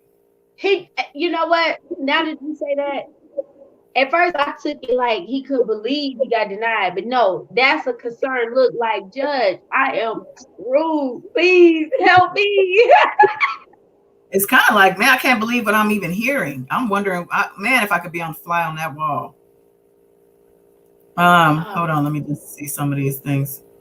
Yeah, she had to try to scoop her little baby hair on the side, y'all. Shout out to the artist, the man or woman that drew this.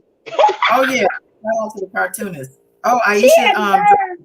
That's a black woman. I'm sorry to even say that. Aisha dropped the date for Baby Girl. I Know It's Aaliyah book comes out, everybody, August 17th. We've been waiting on this one. Yes, they never gave you permission. Oh yeah, that's right. I was gonna do a book reading. That was gonna be the first book reading, right? On the members channel. Let me write that down. My Baby Girl. You said August or October? She said August 17th. August 17th. Thank you so much. Oh, thank you, baby. Yes. Yes, we got to get that. So, Peace and Serenity, is it a motion in New York? I'm going to look and see again, but I hadn't seen anything new as of a little earlier today. Okay. Yeah, where can we get that book? I'm hoping Amazon has it, but it was on Amazon, and then they had it, I think, eBay, but like when you just type in the title of the book, it'll give you all different, I guess, sites where you can order it from, and then different prices. Okay, I just want to pre-order was $6, I think, $6.99 or something like that. You can. Well, we don't even know. I don't know for sure if this is that exact book. So let's when we get the information, I'll post it. If y'all not on YouTube looking at my community page, I try to post at least every day about new stuff. And typically the things I post is what we're gonna end up talking about on a Saturday. But I usually also will post some information if I have it. She said Amazon. Okay, cool. So as soon as I'm gonna look it up. If I see anything on it, I'm gonna post that either here or my IG story. So if you're not following me on IG, please do. Look on the description box of this video has all of my social media stuff, and ain't no excuses. I'll look it up when we get off too. Thank you. We're gonna find out what it is, baby. What it is. All right, so back to this video here. Let's go. R. Kelly is accused of running an enterprise to recruit young women and girls for sex. The 54-year-old denied abusing anyone. Judge Ann Donnelly assured R. Kelly and his legal team that they could meet. Look at Judge Ann's face, though. Wait, let me back that up a little.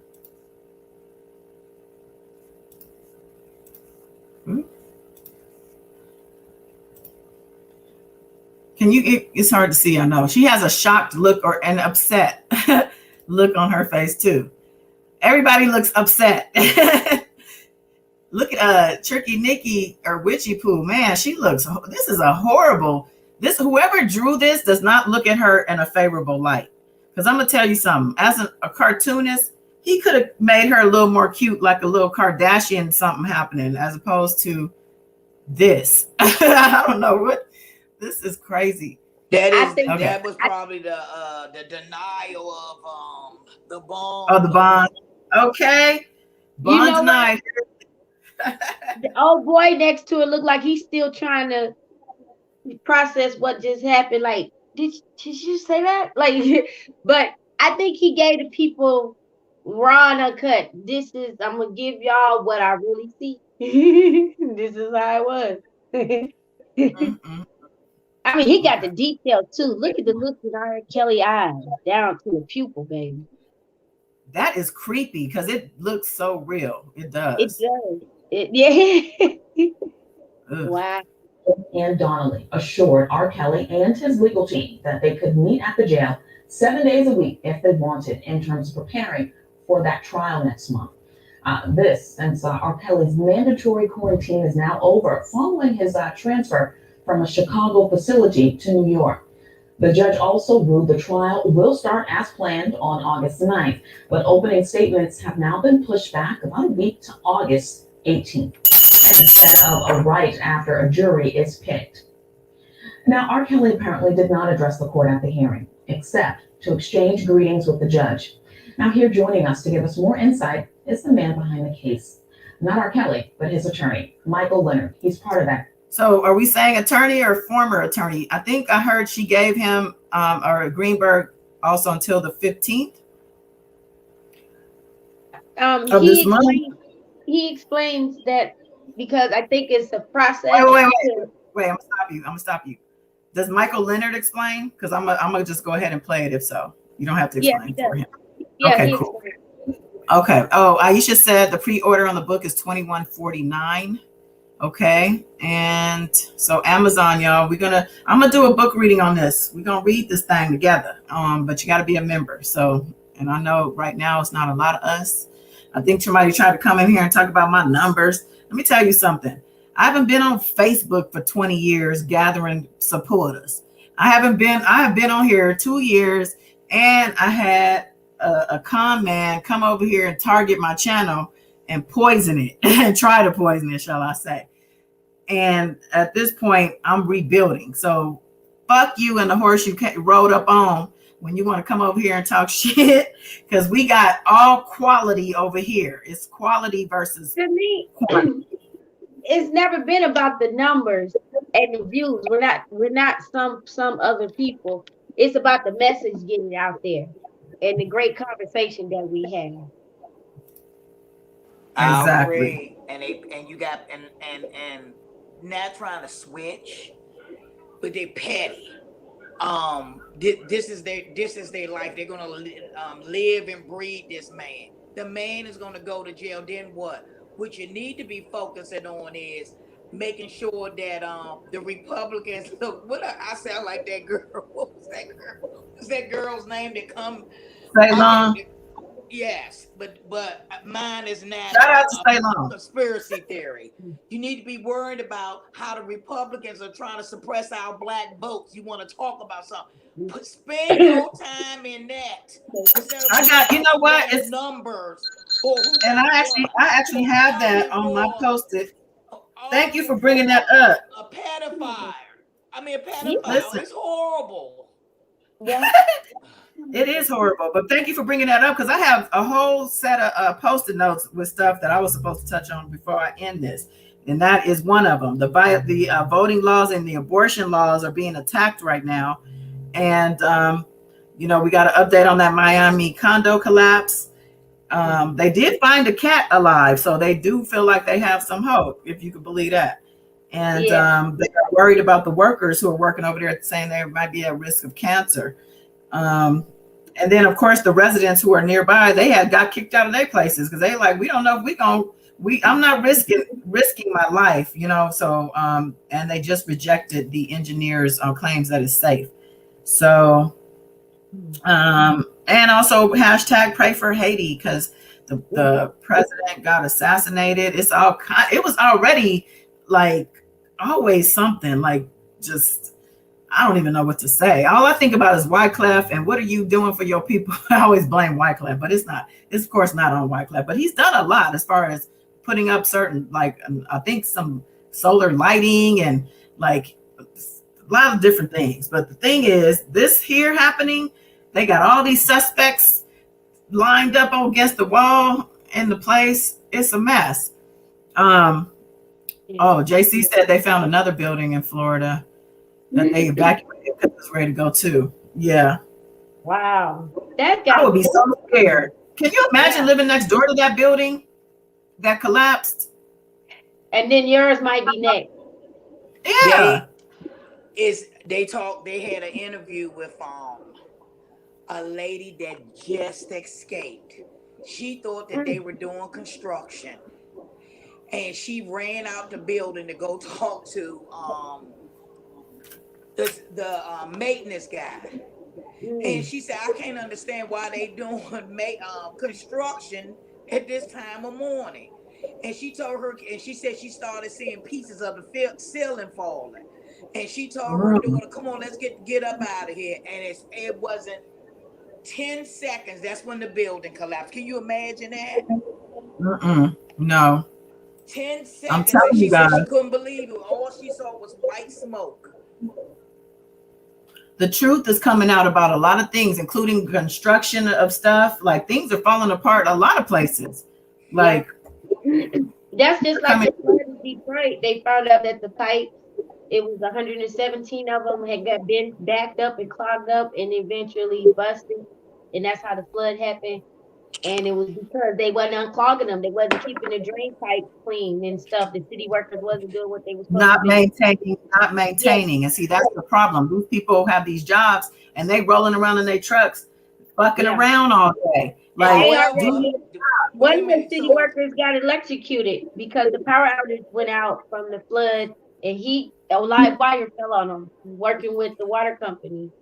And that's terrible. These workers, these people, these contracted people that know that that's what their job is, they're not doing it. And I believe Vegas too, because I haven't had the water company come out and they had to have the actual hole that dig it up, the claw. They dug through the concrete in my yard to the front door because the pipes kept busting underneath it and flooding out into the street. Did you see that? So they did give a list of all the damages that were there from the last inspection.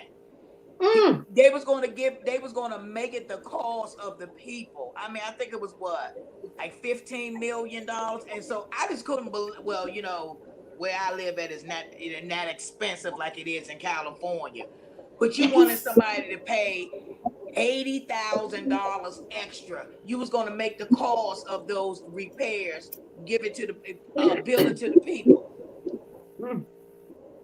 That's what they do. And they came in. They always want us to fit the bill. And this is why we need to start getting ahead of these bills and being a part of these bills, because the bills and the laws are what the problem is every time we come across one. Yeah. Tired of it. I know they said in Haiti, the officers, they killed I think the officers killed 6 people. No, 6 people was arrested and 7 people got killed. So I don't want to, it's a lot to that. I was reading because there's a lot of updates, and this person, now they discovered this, they discovered that, and translators, this, you know, these people were hired by his enemies. You know, it's like a lot of stuff. So this is a whole thing in itself. I don't even want to kind of get into that rabbit hole right here. I just wanted to say hashtag pray for Haiti and just to acknowledge that, you know, it's going down over there.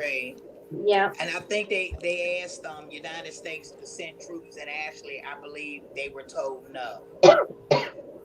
You're right. We'll get into it at a different time because that's also about, we want to talk about the border as well.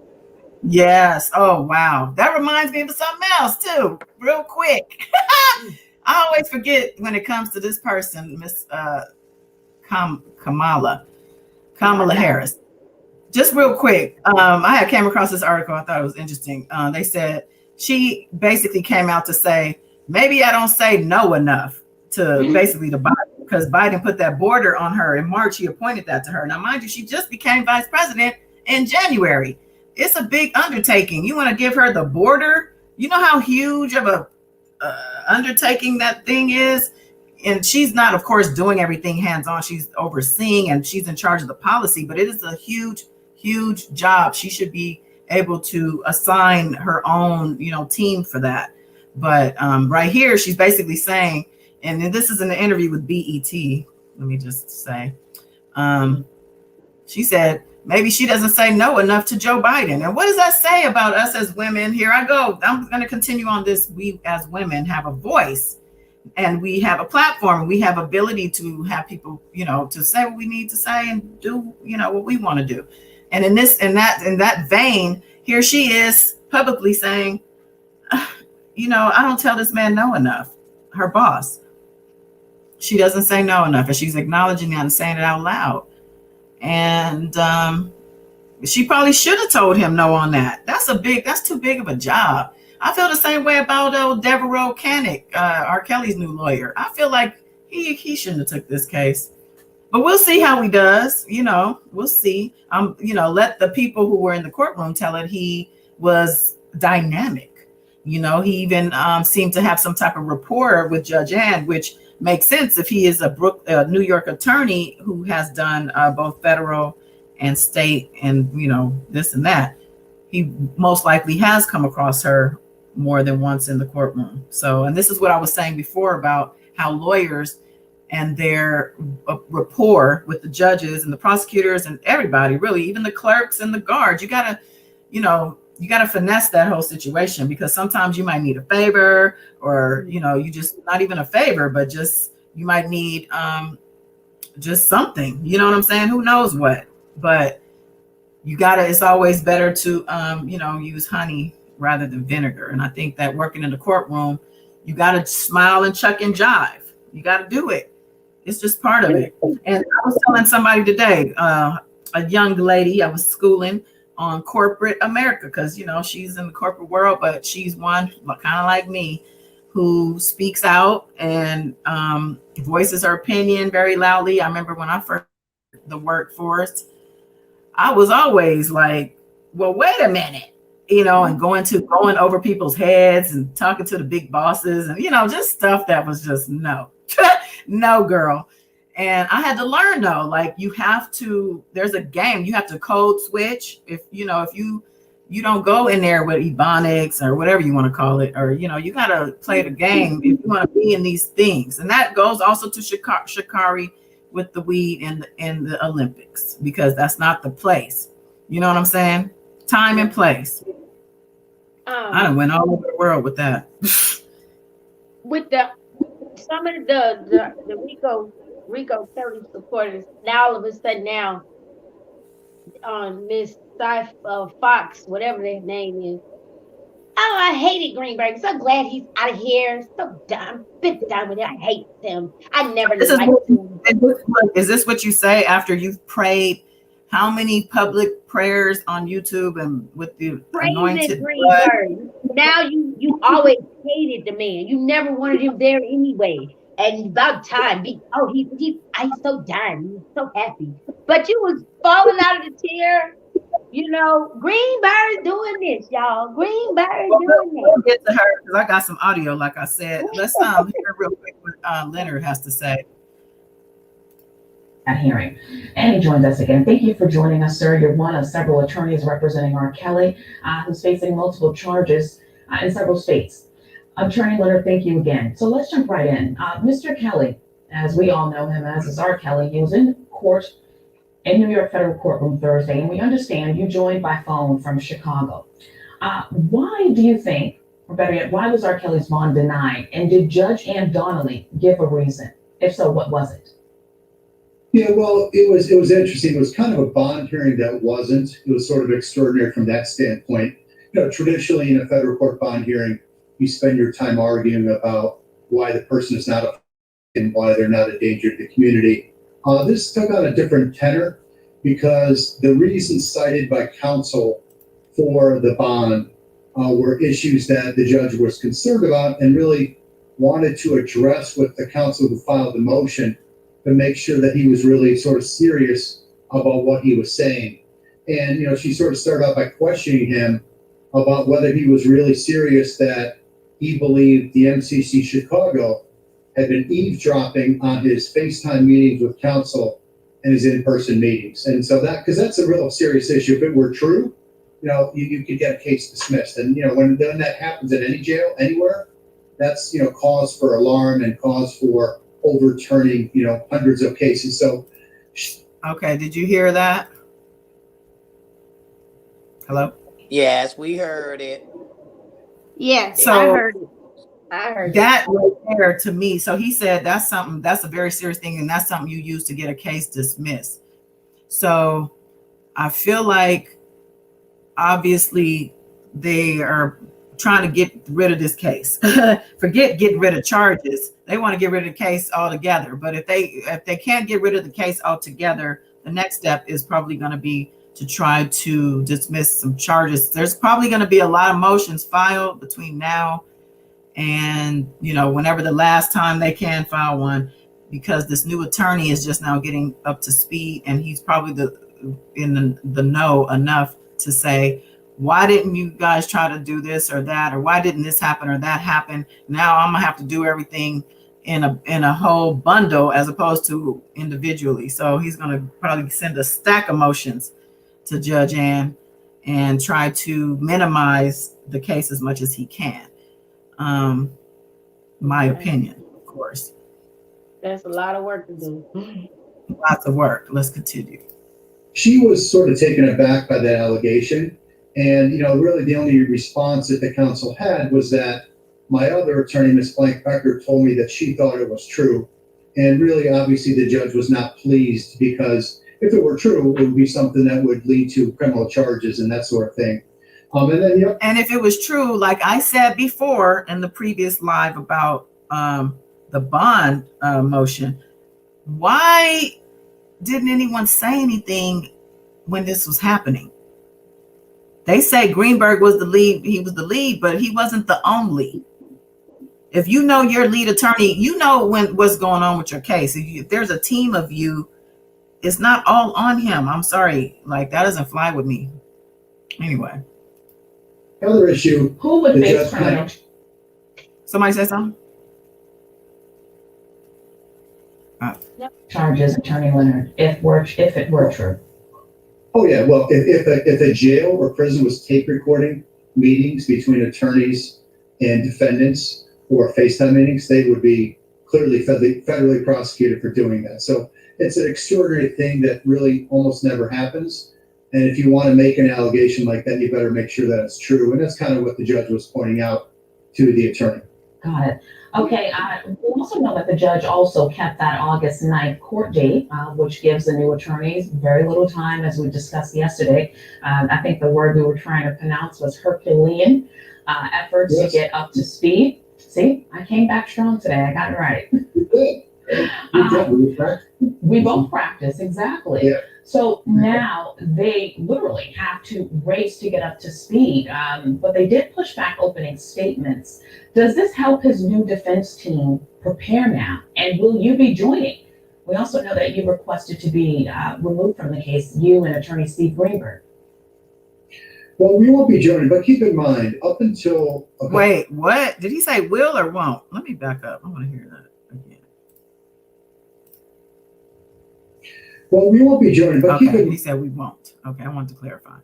Fine. Up until a couple of weeks ago, you keep characterizing them as a new defense team, but Mr. Farinella Miss Blank Becker, they've been involved for more than a year, maybe a year and a half. So they were participants in all the FaceTime calls 3 times a week with Mr. Kelly. See? And they had the opportunity, if they wanted to go meet with him in person in Chicago. So they're really not new to the case at all. They've been with the case, since really almost its inception. The only new person is the trial lawyer that the 2 remaining lawyers brought in a trial lawyer because, as we talked about, they just don't have federal criminal trial experience at all. So they brought in Mr. Kanek to essentially try the case. So we won't be joining that team. And, I think next week when the judge finishes what we talked about a couple times, this Curcio hearing, then she will allow our motion to withdraw.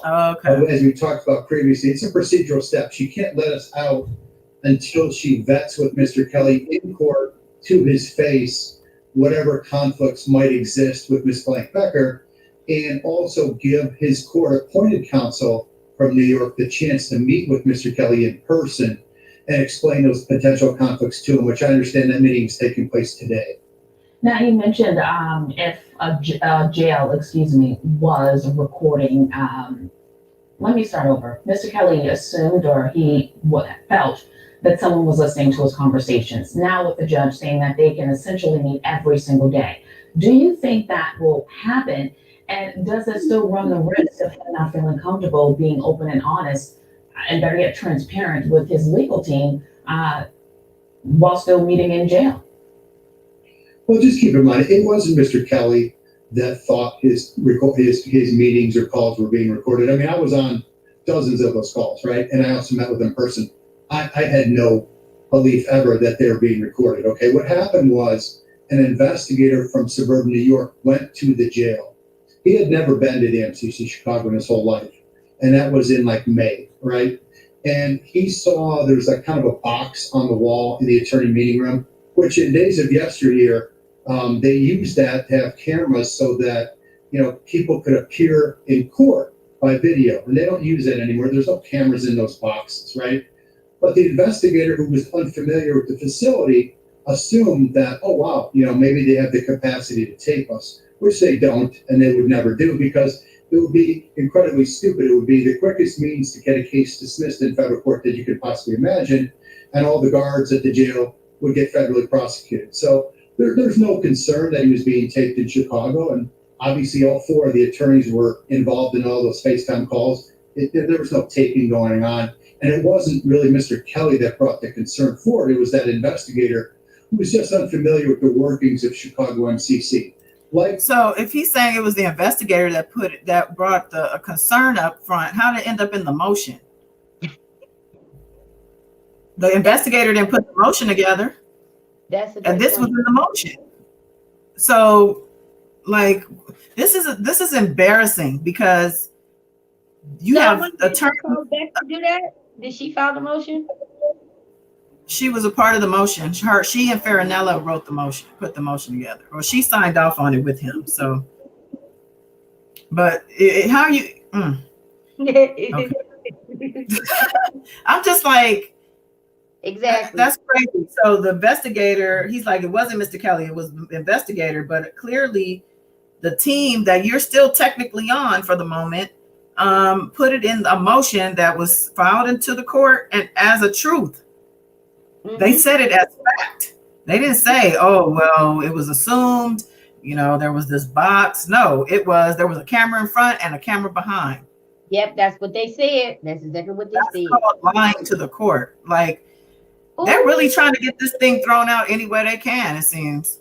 And having the balls to go in that. Not thrown out in his favor, but just corrupting the case. But let him finish. He's almost done. Whereas now Mr. Kelly is in the MCC in New York, in Brooklyn. There's no possibility that they're going to try to tape his meetings with the lawyers. That will never happen.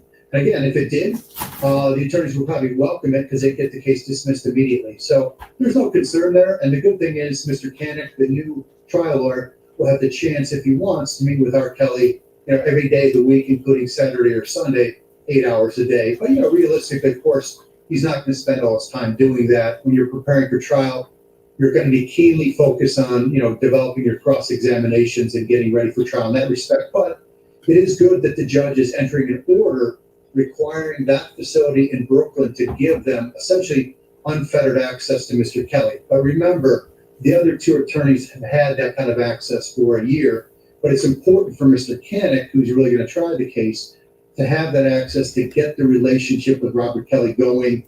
So wait, so once again, he has refuted what was put in the motion, which was that they did not have access to him in that capacity. So there's a lot of things, which is why I'm sure that letter they filed to the court was sealed, because to say these things is to say that these are these criminal acts took place. These are criminal acts within the court, and they can not only get jail time, prosecuted, but of course, once that happens, you ain't a lawyer no more.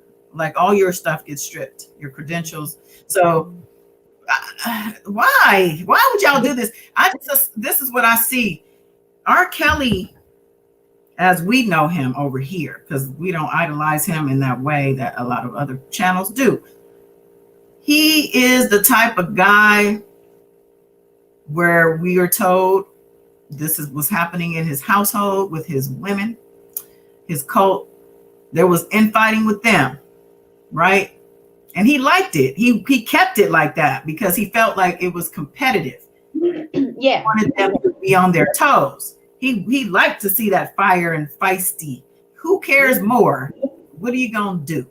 So then from there, the infighting probably also included his handlers, because at some point, a few of them quit. And that was before this stuff came up. This was like 2017, I think, when the Me Too and the Time's Up started on canceling concerts. People left them.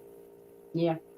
Which caused dissension because I'm sure they had relationships with other handlers who didn't leave them. So there's fighting there. Yeah. Then you come to YouTube after he's convicted, because when I came on YouTube in January 2019, there was only one or two. I think Spitting Fire was one of them. Spicy Topics and Sky Zone, I think, was one. But other than that, I didn't really, there wasn't a lot happening with regard to supporters of R. Kelly on YouTube. But sure enough, the numbers grew as well as infighting. Because even Cheryl Mack confirmed how he likes to back and forth amongst, his camp. Exactly. It's been reported by different people, and I say rumor. I got it from my cards too, that there was fighting with amongst the women. Yeah. So with the media. Yep, sure did. So with that said, I would say that R. Kelly's energy is the cause of all this infighting, even with his own defense team. Like, this has spilled over into his own defense team. Yep. Seriously, like, this is not no joke. This is a spiritual, I'm telling you all the time now, spiritual before physical warfare is happening, and things are right in front of our faces, man. Yeah. And Sylvester, Slyvester. Every time he got a court date, then the trolls come out, the bullshit comes out, all this mess comes out. Like, wow, we just gonna take off and run from YouTube because he got trial coming up. We don't want to be bothered. Whatever. We're staying panic right here. I'm sorry, Simba. I'm so sorry, baby. I care about you. We not running off nowhere. We don't care about the trolls the closer he get to trial. Easy. Okay, let's finish this up. It's winding up. Here we go. I understand Robert's insight into all these witnesses who are going to testify against him. So it's extremely important that Mr. Kanek have that time with R. Kelly, and it'll be quite useful. Attorney Leonard, yes or no? We know you're going to be removed from this case, but he has other cases as well. Will you be representing him in those cases? That's something we're still talking about, so we don't have a decision on that's that. A no. We're taking that under advisement, and we're not worried about that right now. The biggest thing for Robert is this case in New York, which is a winnable case. It's based upon a strange legal theory that doesn't fit R. Kelly's ban, which is called the RICO statute. So this should be the focus. This case winning this case and not worrying about anything else. Well, isn't it true that his state case is right behind this case, the Chicago case, or is it the federal case? One of those Chicago cases is like a September date on it, which will possibly get pushed back. I'm thinking because I'm seeing. I had looked at the activity. I think the motion to withdraw was also submitted to Farinella. I mean, what's his name? Leinenweber in Illinois. So I doubt that they're going to continue to work with him in any capacity after all these news press conferences and interviews where they're throwing the other attorneys under the bus and which is essentially throwing R. Kelly under the bus. So I don't even know why he said that. Look at the look on his face. they're Attorney Leonard, thank you for joining us on BNC. We appreciate your insight and best of luck. Best of luck. Yeah, baby. All right. I suggest BNC on YouTube, y'all. It's a good little news network. I think it's Black News Channel. I think that's what it stands for. Yeah. They always have a lot of good little things. Somebody told me to look at the comments on that, and I totally forgot and already X'd out of it. But I'm sure they're hilarious. Now with that said, while I'm at it, I'm gonna go ahead and play another clip real quick. This is the one you sent, beautiful spirit. I think it's 5:27. Okay, so this is a recent interview with I think it's a music artist about R. Kelly. That's what he was into. And they would okay, let me back it up a little bit. I think it's 19 minutes and some seconds. He would be okay. It's what now? I said it was 19 minutes and some seconds. It started. Well, yeah, but the timestamp was at the 5 minutes something, and I can't. Oh, okay. Okay, my bad. I'm sorry. That's all right. It's all good. He would be around little girls. I'm trying to get to where he says who he's talking about. Let me go back. Okay. Hold on. Yes. It was before Love Letter. I saw it. When the same girl shit with Usher and all that. Yeah, it was around that time. Okay, this is in the 4 minute. So let me go back. So this whole thing he's talking about R. Kelly? Yeah, they talked about it. But when the guy had confirmed that, you know, every lyric is about a 14, 15-year-old girl, an experience with a child, basically. Okay. Let me start here then. Let me just, because you gave me that 5 minutes something, but it's already going back into 3 minutes. Let me just see what they say. At this point, this is the album that Kelly had like the studs either on his glasses or on his hoodie. I don't know what that album is called. The studs on the glasses or the hoodie.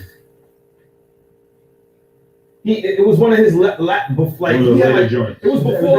It was after Chocolate Factory. Yes, it was Double Up. It was before. It might have been Double Up. Yes. It was before Love Letter. I saw. The same girl shit with Usher and all that. Yeah, it was around that time. Same girl. Okay, so cool. I was a fan. Listen. I gotta preface this. He gotta get his thoughts together before he let this out. And this is a recent interview. All right. Yeah. I'm sorry. I'm trying to get to the point and not have you go through the pauses that he did. That's why. Okay. He always.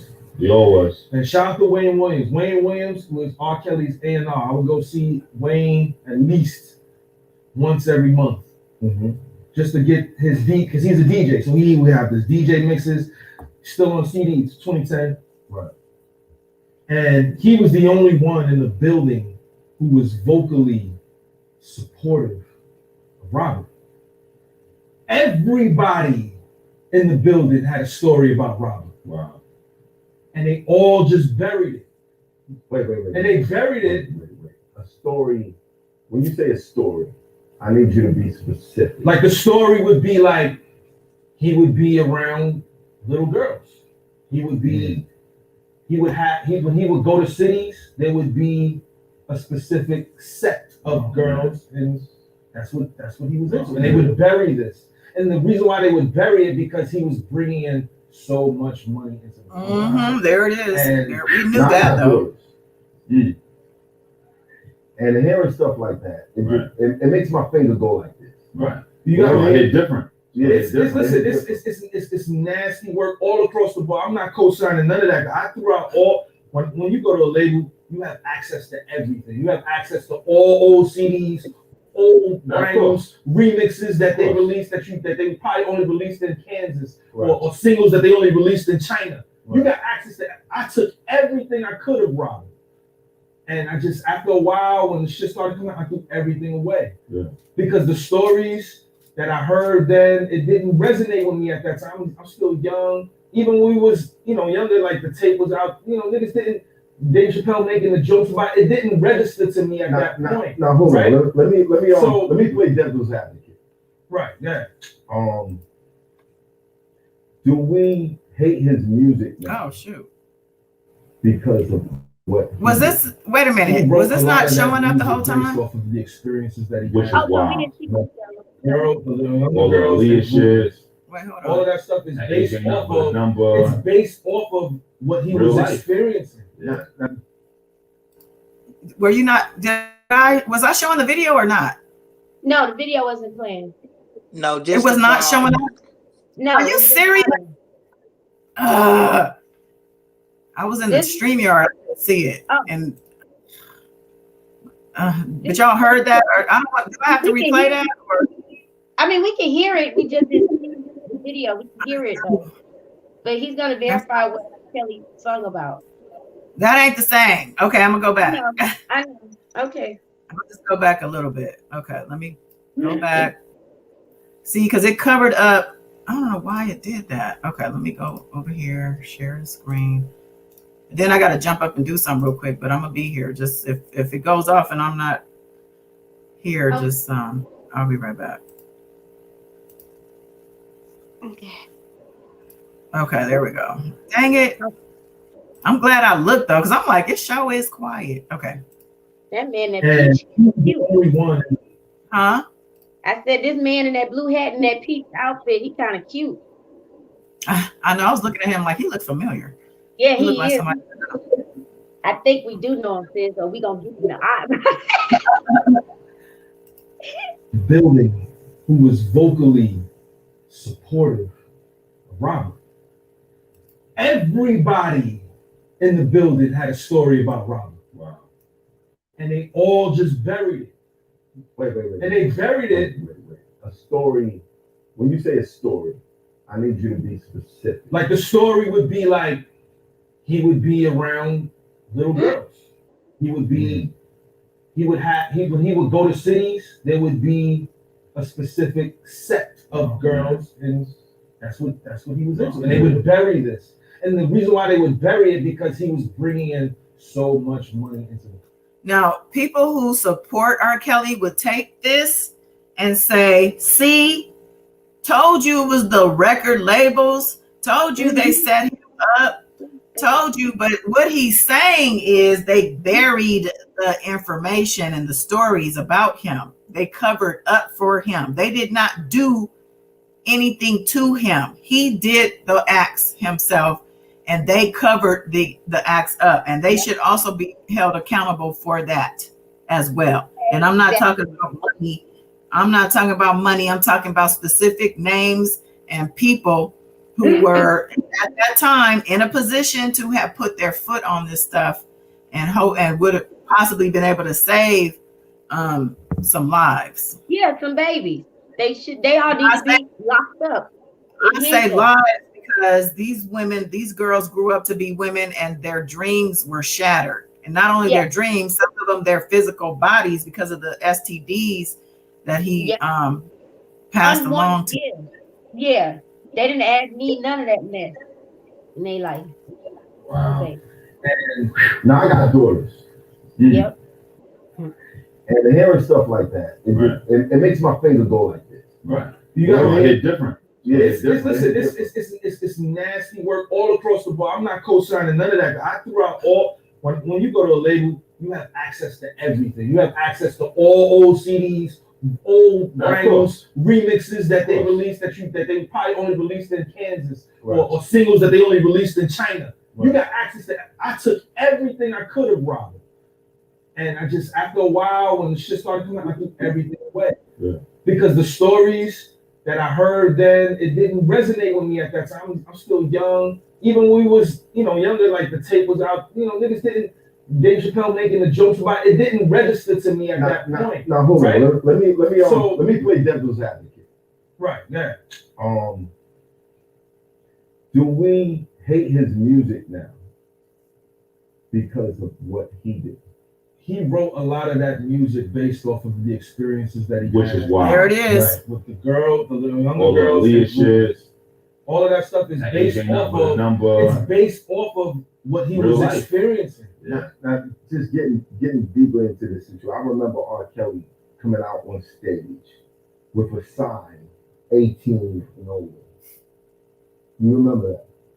I don't. That's you crazy. Don't remember that. I don't remember. He came out with a sign. I believe it. 18 That's and crazy. older. Yeah. Wow. But then I remember him being married to Leah, finding out her age. Right. All of that stuff. And of course, if he can't, when did he come out with that sign? I don't know. But that was public announcement held that he said that, I don't know if Demetrius Smith told him to do it or somebody else had told him that would be a good idea. Basically, a cover up, an overlay for underlay. Oh, if we hold a sign and say this, then nobody won't pay attention. That is we're really saying something else. But I think that was like a code too, to know what lane to line the girls up in, so he'll know that they had got him. Like the one guy said that they would tell the girl, like, you're 18, right? And they would know what to say. Right. My thing is that after 2008, this is what I'm thinking. It was either after or in between the indictment and the trial, and he just being a smart ass, trying to be smart. Like, let me prove that I only mess with adult women, or even to say 18. He could at least said 21. I think, but I think if I remember correctly, the guy was holding up so they'll know what line to get in. Like, you really 15, but if I say you're 18, right, you're supposed to say and I guide you, direct you. Go over there with that man standing there holding that sign, and then you're gonna go see Mr. Kelly. I thought he said R. Kelly came out on stage with the sign. I just heard the interview that public announcement said, and they laughed about how they had held the sign for him. Well, they probably had that sign at a different concerts and probably used it in different capacities. But the fact that he probably did. Yeah, he probably did that. Trying to make a point to say that ain't me. This is how I roll. You know what? He did say Robert did keep that sign. He said Robert kept that sign. So he probably did do it. He probably did do it. Ooh, but it feels like to hold it. I'm not gonna play this whole thing, but it's like 17 and something minutes. I'm gonna put the link in the description in case y'all wanna check it out. But let me just play a little bit more and see. Is there anything else? Like, do you feel that this guy, did he witness anything? Is he gonna be on the stand? I mean, no, he's not gonna be on the stand. I just thought it was good to hear. Even though we know the truth, I just thought it could have been helpful in case somebody else knew or questioned anything. It's definitely good to see and good to hear, because it seems like some of these men are unaware of the fact that this stuff is actually true. And this man is basically confirming as an eyewitness the type of patterns he didn't mention that is involved. Yeah, he didn't mention it. If he is, he didn't say it in this video. So I don't know. Okay, let's play another minute or so. Harry, there's multiple stories about that these employees that work there that had, but people's lives and people have bills to pay. And sad to say, I can't judge how a person doesn't react to certain things, right? Like, because every day we experience possibly the same thing when we're in a car, and we might see a bum that's asking for money, or somebody that's not in that level. We may help. Is a bum asking?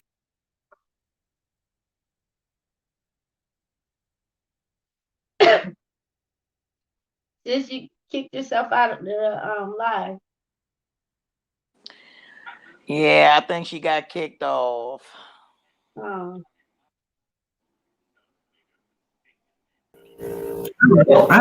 Yes, Kim does. I don't even know what just happened. What happened was you dozed off and left me and Kim on here. That's what happened. I dozed off that quick. I literally just switched over to the screen. You can't do it, Miss Della. You can't do it. And that's okay, because Kim was already with her speech of, I want to thank everybody for joining us tonight. Her filler speech. Okay, let me finish this real quick because he was actually saying something interesting. Let me see. To be the same thing when we're in the car, and we might. So he's okay. Let me back that up a little because that was making me a little like what. So he's basically saying he's not really mad at people who didn't speak up at the time because people had bills to pay, and basically saying that we are all guilty of such behavior. And let me finish that. People have bills to pay, and sad to say, I can't judge how a person doesn't react to certain things, right? Like, because every day we experience possibly the same thing when we're in the car, and we might see a bum that's asking for money or somebody that's not in that level. We may help one homeless man, but we're not going to help every single homeless person that we come across. Exactly.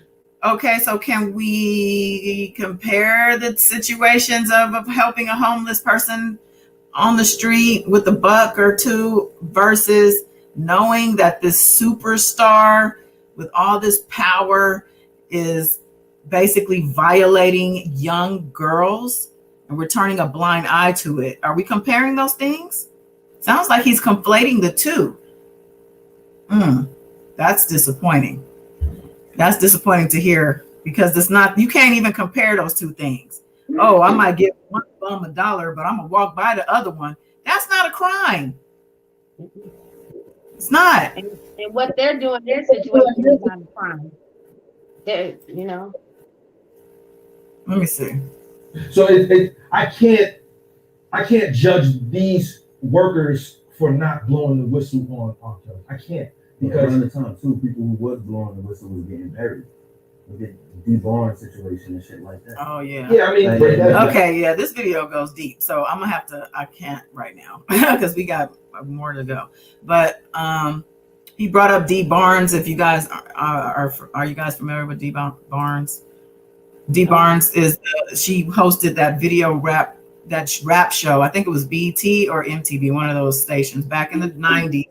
And Dr. Dre was rumored to basically have beat her up because she was it was when they were beefing with Ice Cube and she had Ice Cube on the show. Ice Cube said some reckless stuff. I guess they felt like she was co-signing what he was saying, and they basically mobbed up on her and beat her brakes off. So she's very vocal about it. And actually her sister is Kenyatta, who is the Time's Up, one of their leaders. That's her sister, her actual literal sister. And I think she was motivated by what happened to Dee Barnes, her sister, by Dr. Dre, who is very powerful and rich. And even at that time, he wasn't as powerful and rich, but he still got away with it. Oh my goodness. He publicly apologized and stuff like that recently because it came up again like a couple years ago, and it was real heavy. He got his Walk of Fame or something. Maybe. Yeah. I don't know. I just know that he kind of, to me, when you apologize, that's kind of admitting guilt. So yeah, because he apologized to Miss Chalet, didn't he? Yeah, he apologized for a lot. I think he did a whole apology tour. Yeah, like a whole marathon of apologizing. I'm so sorry. I'm sorry. So that's anyway. Scary. Them people should be held accountable for helping him get away with that. Sorry, if it was a label or whatever. For sure. So I want to bring up another picture. Let me see. Did I even send it to myself? Okay, because I want to move on to so we were talking about Sylvia's channel. If you guys aren't familiar, I'm sure if you're following this case, you probably look at these YouTubers who support R. Kelly. She's one of them. Her channel is Infamous Sylvia. And I'm just saying this because I am going to be playing some audio. And I don't want to, not tell who the audio is from. Let me send this picture too real quick so we can have a picture of what was going on. Because it was something.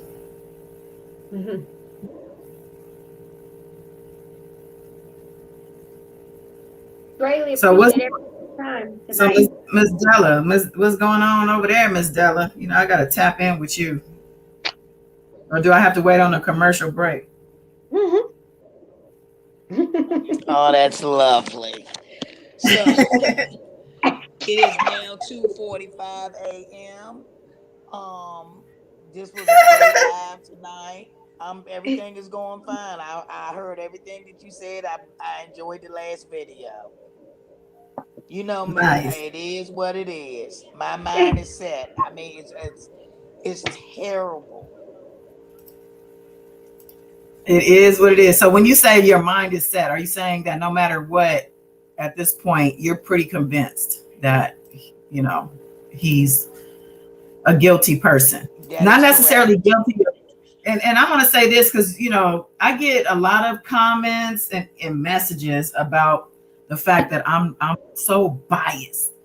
Like, I'm giving commentary based on my opinion. So, yeah, I'm biased. I'm not a news journalist on a network station who's supposed to be biased. I'm on YouTube. So don't be coming in my comments with your, oh, you're so biased. Bullshit. So, I know I'm biased. I saw the tape just like Miss Priscilla did. I told you I saw a piece of that video. It was horrible. I don't give a damn how many years ago it was.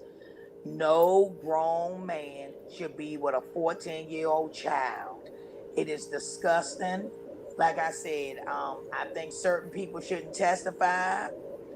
I think that some people wouldn't make a credible witness. However, I believe you said you have 50, 60 something other witnesses. You also got hundreds of videotape. And again, I saw the tape. All those rumors, you never defended yourself. You never try to sue yourself. All that money you paid those girls for what? Who has a law attorney's office set up to pay girls? You know what? We talked about that. And okay, so initially I thought that, meaning Susan Loggins, the attorney who was responsible pretty much for all the payoffs at that time for the $250,000. We said that, you know, initially I thought they were kind of like handshake deals. I didn't realize she literally filed these in the court and basically called him out on all his, you know, crimes. So with that being said, Miss Beautiful Spirit and I had talked about it, and we came to the conclusion that it was more so somebody in his camp that was working with the girls and taking them to the attorney, not necessarily his own attorney, because that doesn't make sense to send somebody to go file a lawsuit on you. Now, like I said, I had initially thought that these were handshake deals, behind the scene deals, which, you know, we could obviously understand that, but not going to court to file basically civil suits that could be criminal, that were criminal, actually, that had criminal activity. So just to put that out there, because we just had talked about that the other day. So anybody who's looking at this screen and who may have just probably popped up on this screen, we are not these people. It looks like it, but this is a screenshot. That's Sylvia. If you see the names, right? I'm just gonna play some audio because she's somebody who we continue to kind of debunk, I guess you could say, because she likes to, Sylvia meaning, kind of I guess support R. Kelly to a fault, to where she's saying disparaging things about these victims or alleged victims, if you want to say that. And just, again, if I'm biased, then of course she is too. So she's just biased, and we want to make sure we counter a lot of the things that she's putting out there, because she gets a big audience. I think this live at some point had like 300 people in the building there, so, or whatever. So let me pull it up because I have some timestamps. Let's see. So basically, the lady at the top, Nina, is the one who asked Sylvia to come back live because she went live after she went to the courthouse to the hearing. And I didn't listen to that video because from what I could hear, just a little bit I did hear, she wasn't giving none of the juicy details. Like it was a dry recap and she was being very kind of like politically correct and not really talking about the drama. Like we want to know the tea, which we got in a couple of articles, which I was going to bring up, and I still have it here. But this person up here, Nina Simone, she's a supporter. She actually confirmed in this live that because if you could see, DJ Tyson was on here. I think he's at the bottom. He basically questioned this lady because he didn't trust her.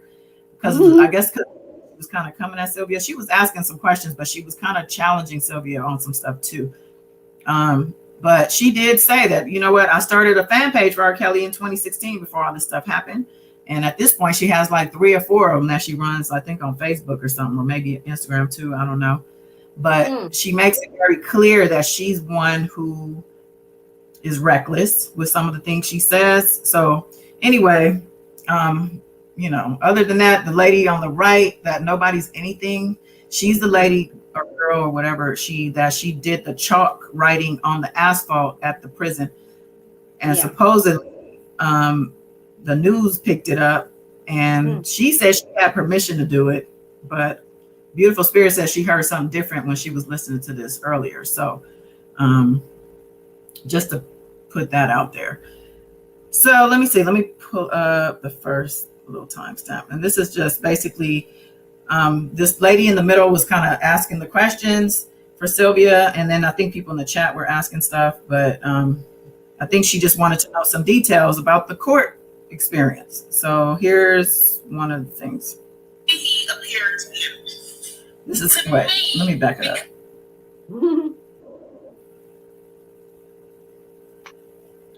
It's not working. But anyway, my next question is, how did he appear to you?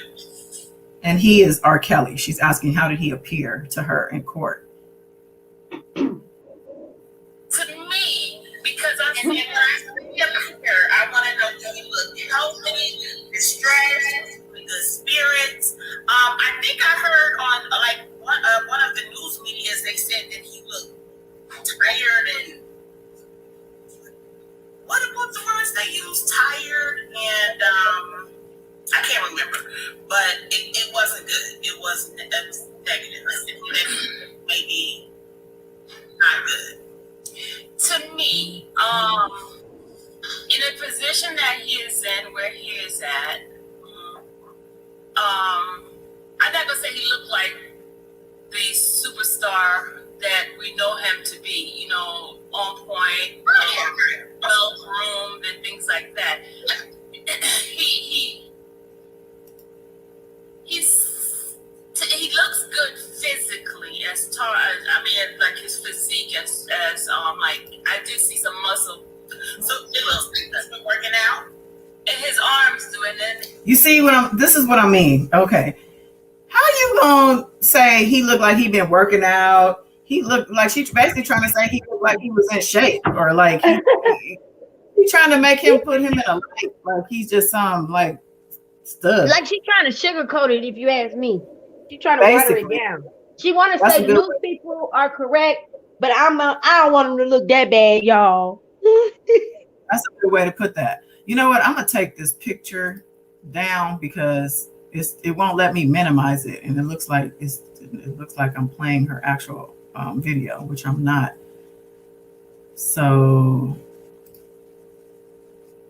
okay, we'll put him back up.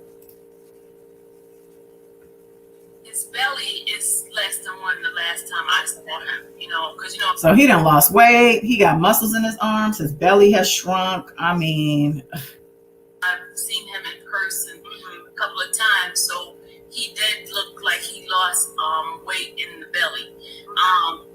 But he did look kind of healthy. He didn't look like he was struggling, like he hadn't missed a meal or anything like that. He doesn't look like that. No dark circles, bags under the eyes. Well, he had on a mask.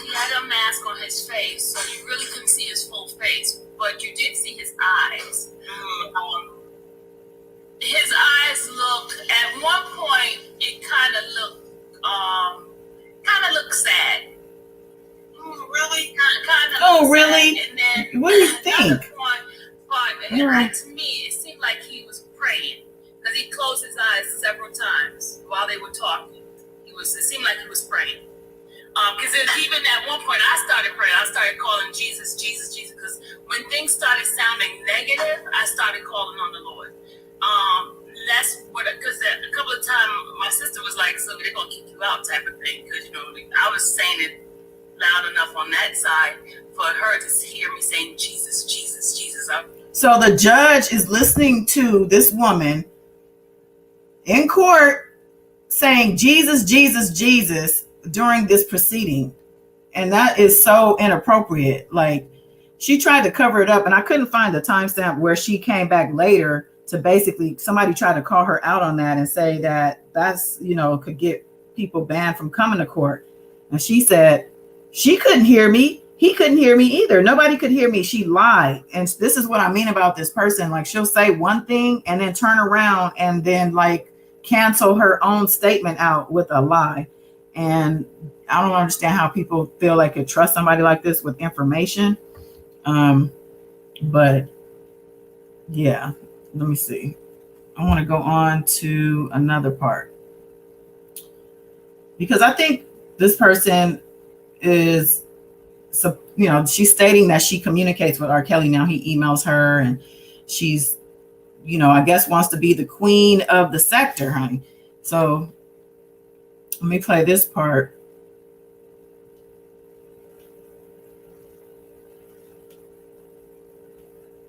All my questions that I had regarding seeing him in court, but I do want to know when he walked out.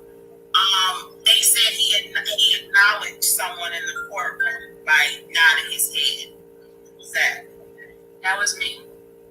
Okay. In fact, it was before he walked out. He was sitting across this thing, and I waved to him, and he nodded. So she's in court, Jesus, Jesus, Jesus, and waving to him. And he nodded to her. And the reporter who she was sitting next to picked that up and put it in the article that he acknowledged a fan, or he acknowledged someone in the courtroom. So she's proudly stating that that somebody was her. And I think she's proud of it. Mm-hmm. They can mess around and give him 1,000 years tacked on. She's disruptive. Yeah, very disruptive. So I'm gonna move this on to another part where this. Okay, so prior to this live, DJ Tyson did a live, and he did a live to basically about Sylvia, because somebody emailed him saying Sylvia wanted everybody to know that she's talked to R. Kelly, and he wants his fans to know he's appreciative of blah, blah, blah, blah, blah. This person forwarded an email to show the court link. I think it's called Court Links, but it shows basically proof that there was a communication with him in the jail. So Tyson did a video talking shit, basically saying this woman was clout chasing. Like, why would you do that? And even, respectfully, if you see these people trying to get you in indictments, Dana J trying to get you, but you want to put it out there that you're talking to this man, and he's jealous, and you shouldn't be doing that. And Sylvia, well, here's where she had. And so anyway, he did a whole video on this, and it was like, damn. And it made sense to me, I guess. But anyway, so now this is her live, and he came on here, I guess, to make sure she heard what he had to say. And let's play this. I think I have the right time. No, I got a couple of calls. Right.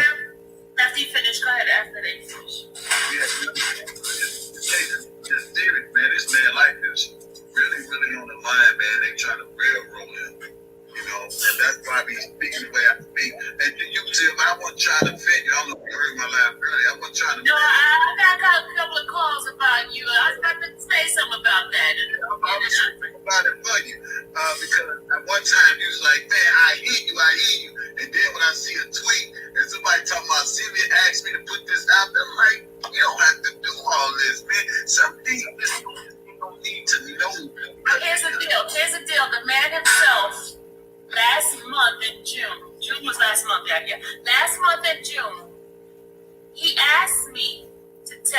you guys this stuff. He asked me.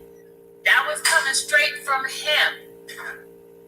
I understand that. That came straight from him to tell you guys that how much he appreciates you, he love you. And then the thing is, the reason why I showed it because half of the people like don't believe that. Don't believe that he. Can I jump in? Sylvia, you don't need to worry about what people believe. That's number one. That's what I'm trying to say. You don't need to worry about what people believe. Being that you are a blogger and that you are, you know what I'm saying, on YouTube all the time and you are defending, I don't think, I agree with Kevin on that. I don't think it was smart for you to let people know that you communicate with him. Because Bozo is, he trying to find everything. But here's the thing, if the man asked me to do it, this is per his request now. Per his request. I understand some people saying, no, his request, he requested this. Not Sylvia, because I was talking to him long time before anybody knew. Right, everything. She want to make sure everybody knows she has been talking to R. Kelly and she's been talking to him like she doesn't get it. She's like still arguing the fact, and they're trying to basically tell her you need to protect yourself, and you don't really. It's not necessary to put it out there for you to convey messages, is what I'm hearing. But I find this interesting, and you'll find out why in a minute. But what you're saying is, you could have just came on. You could have just made a post and said R. Kelly said this and that he, he loved his fans. Boom. If people believe it, they believe it. If they don't, they don't. Right. You don't have to say, "Oh, I'm talking to him through core links." You don't have to do that, and I think it would be smart not to, because people are watching. Yeah, they watching you. Can I tell you something? The government already knows everything that's being said. Every conversation we ever had, the government approves it before it goes back and forth. That's one thing. That's one thing. So it's not like the government don't know. Government knows. She is the government. Y'all know that, right? She works. She literally works for the government. I'm just saying. The government is the one who sent me the code for me to approve it. Anything that conversation that has always been uplifting scriptures and positive things. That's one of the reasons why he still communicates. Nothing about it. Y'all don't discuss anything about the case. Absolutely. The only thing I do give them scriptures, and like when Peter did that whole video, I talked about that. I talked about the words I was in the song. I mean, I talk about things that's uplifting. To me, a person that's in jail don't want to hear the nonsense and the drama and all that. That's not even necessary. Right? He is at the lowest part of his life. The only thing he needs to hear is uplifting, encouragement, and telling him that no matter what he's going through, I'm here for you. Because there are people who are not for him that he thinks that was there for him are not for him. And that's one of the reasons why I do go to the court thing. I do go because I want him to know that there's somebody that's constant around just to be because who he is as a person, not a superstar. Because I could care less of his status. She could care less of his status. She could care less that he's a superstar, but she's going above and beyond to make sure he knows that she's there and that he has support. Right. In a federal building and doing all this mess. He got enough jeopardizing his case. But god dang. I'm with the Sam Cooke. I agree. Right. Sam Cooke. Sam Cooke. Welcome, Sam Cooke. I feel like I know who you are, Sam Cooke, but I'm gonna leave you alone. Okay. That's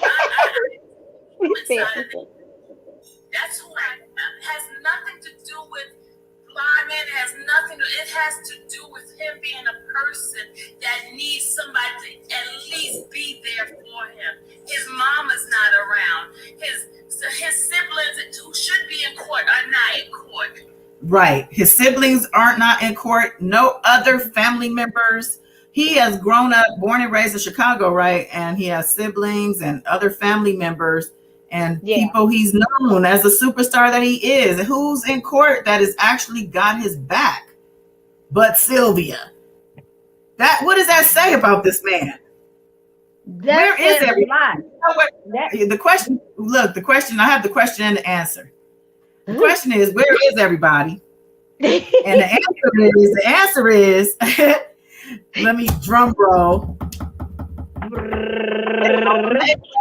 To testify, they on their way to the judge. They on their way to court, baby. They in the government's pocket, baby. They are what they call they flipped on them. Okay, that's what's going on. But anyway, let me skip ahead a little bit to something else that I liked. I like this. This video it's a 3-hour damn video. I'm not gonna play. I got a few more clips, and that's about it. But this is just funny as hell. I'm gonna be putting all these links of these videos that I played today in this description box because I want to make sure everybody gets their credit. Lord knows her live numbers are way bigger than mine, but my replay numbers, they beat all of y'all. So I'm sticking out my tongue. All right. Let's see. I think this is let's see. Nobody knows about. But that's who I am. So I don't care how many pictures anybody takes about me. That's her problem. The jealousy.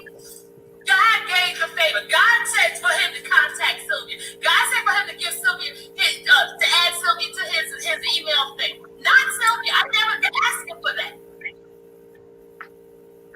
Because he knows a pure heart. That's what it's all about. Having a pure heart, not ill intention. I have not one ill intention towards that man. I don't care how much stuff they say. Addresses, how much this, Sylvia this, Sylvia did that. I don't care because I know where my heart is, where it lies. That's all that matters with me. Right? That's what we're saying. That's all I'm saying. You don't have to tell us. You don't have to prove anything to us. Thank you. Decisions become easier when your will to please God outweighs your will to please the world.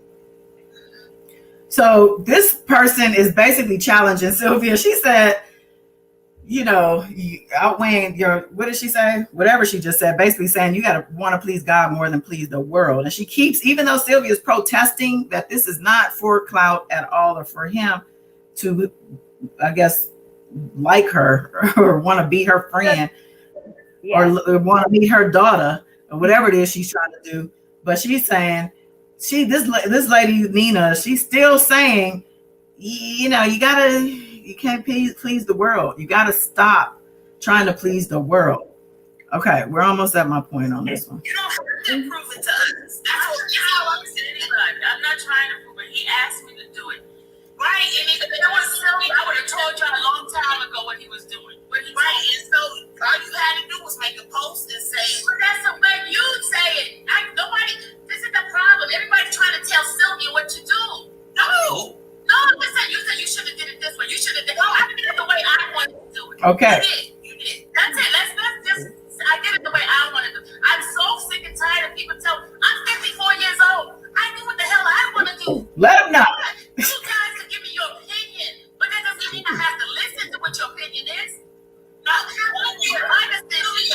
Sylvia, the only reason I'm saying it is because I don't want you to feel like you have to prove anything. I'm not feeling I have to prove anything to anybody. I did it. That's the way I wanted to do it. Okay?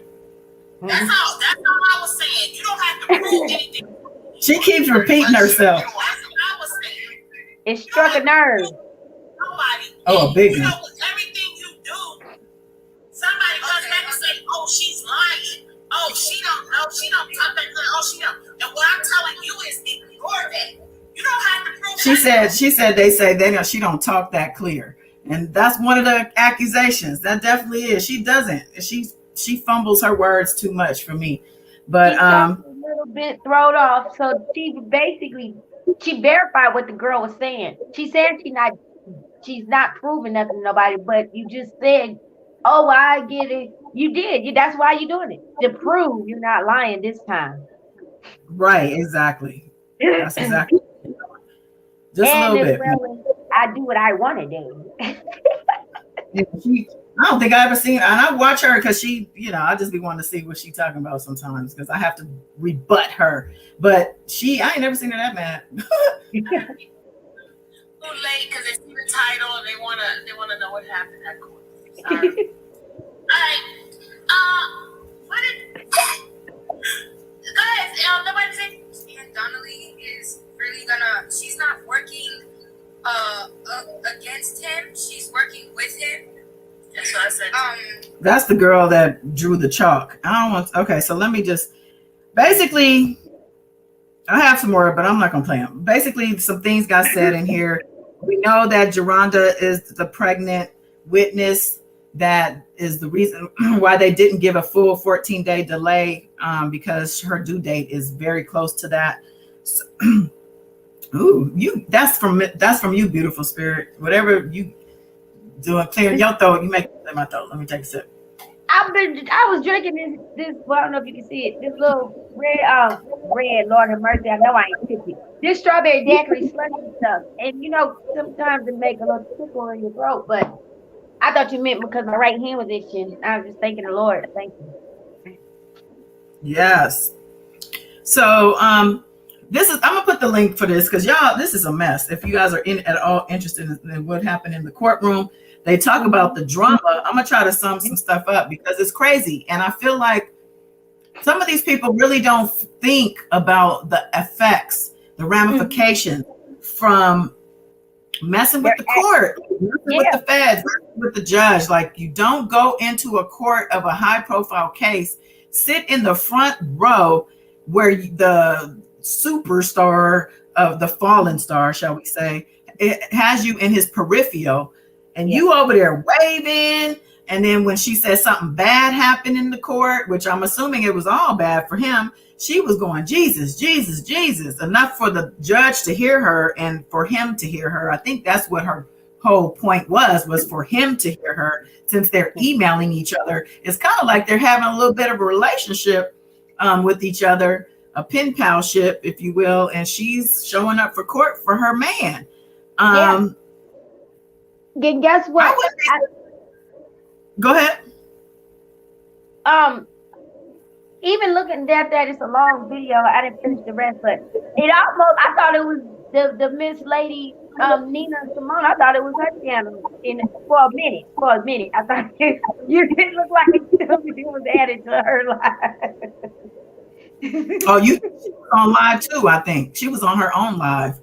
Yeah, she was, but it looked like because they did have a conflict about. She was like, she said something about. It's my channel, and I'm gonna do it this way. Oh yeah, and she forgot it was her live. But because that Nina person was also on her live, and I think she had mentioned a few times because she was asking questions out of her chat. So she was probably trying to let them know this is my damn channel over here, and I'm the one that was at the hearing. I was in the courtroom. I'm the one he acknowledged with a head nod. And I'm the one he's emailing. So that's what it is. She basically, I think she's proven a point because Dana used to be that man who could say these things, or he used to say these things. Now she, who left him to start her own little camp, has surpassed him. If you want to keep tabs, she's ahead of the game when it comes to being ahead of the supporter sector. I'm going to say, we used to call him, I'm not going to call him P. Hot no more, because I have talked to a couple of these people behind the scenes, and I don't want to be disrespectful or whatnot, but now that I really actually know a couple of these people, but still. The supporters. He mentioned that. He said that he felt like he got used by Mr. Dana. He said he felt like she used him to get close to Mr. Kelly. And I'm trying to be respectful too. And once she got to a certain level, she like you said, separated herself and kind of took off.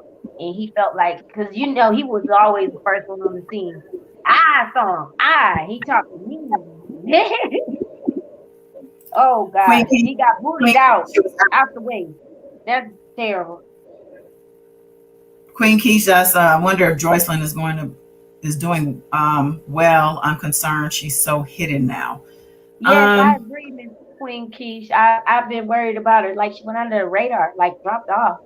You don't hear nothing. And there's good reason to be worried about her. I've always had a concern for her. She, unfortunately, at this point, I don't think she's gained the strength that she needs to free herself from this entanglement that she's in. But, you know, she has handlers. I mean, this man has had handlers on these people. And we saw what happened on the video. It was the handler came and made an appearance on the video. So, and it was also we got Miss Tricky Nikki. In a way, she was a handler. In a way, you trying to pay off victims, you could be a handler for this man. So, yeah, I don't know. At some point, I'm gonna also start. So we're gonna do the book reading on the members channel with the Leah book. That's supposed to be the first book. So finally, it's coming out. We're told on the 17th, which is next week. I'm excited. And also, I'm sorry, sis. You go ahead, I'm sorry. No, it's fine. I was just gonna say I'm also gonna be pulling my cards out. They kind of been on a hiatus for a second as far as the channel.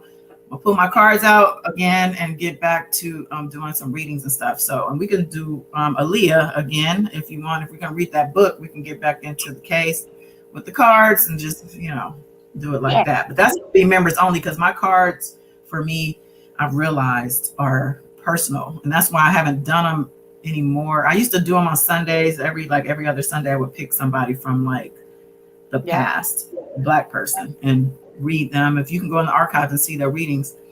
And but I kind of stopped doing that, and I definitely stopped doing readings from requests on YouTube and Instagram because it was too draining. And I already have clients for my meditation for ongoing for years, same clients and stuff, and I grow through word of mouth, but YouTube ain't it.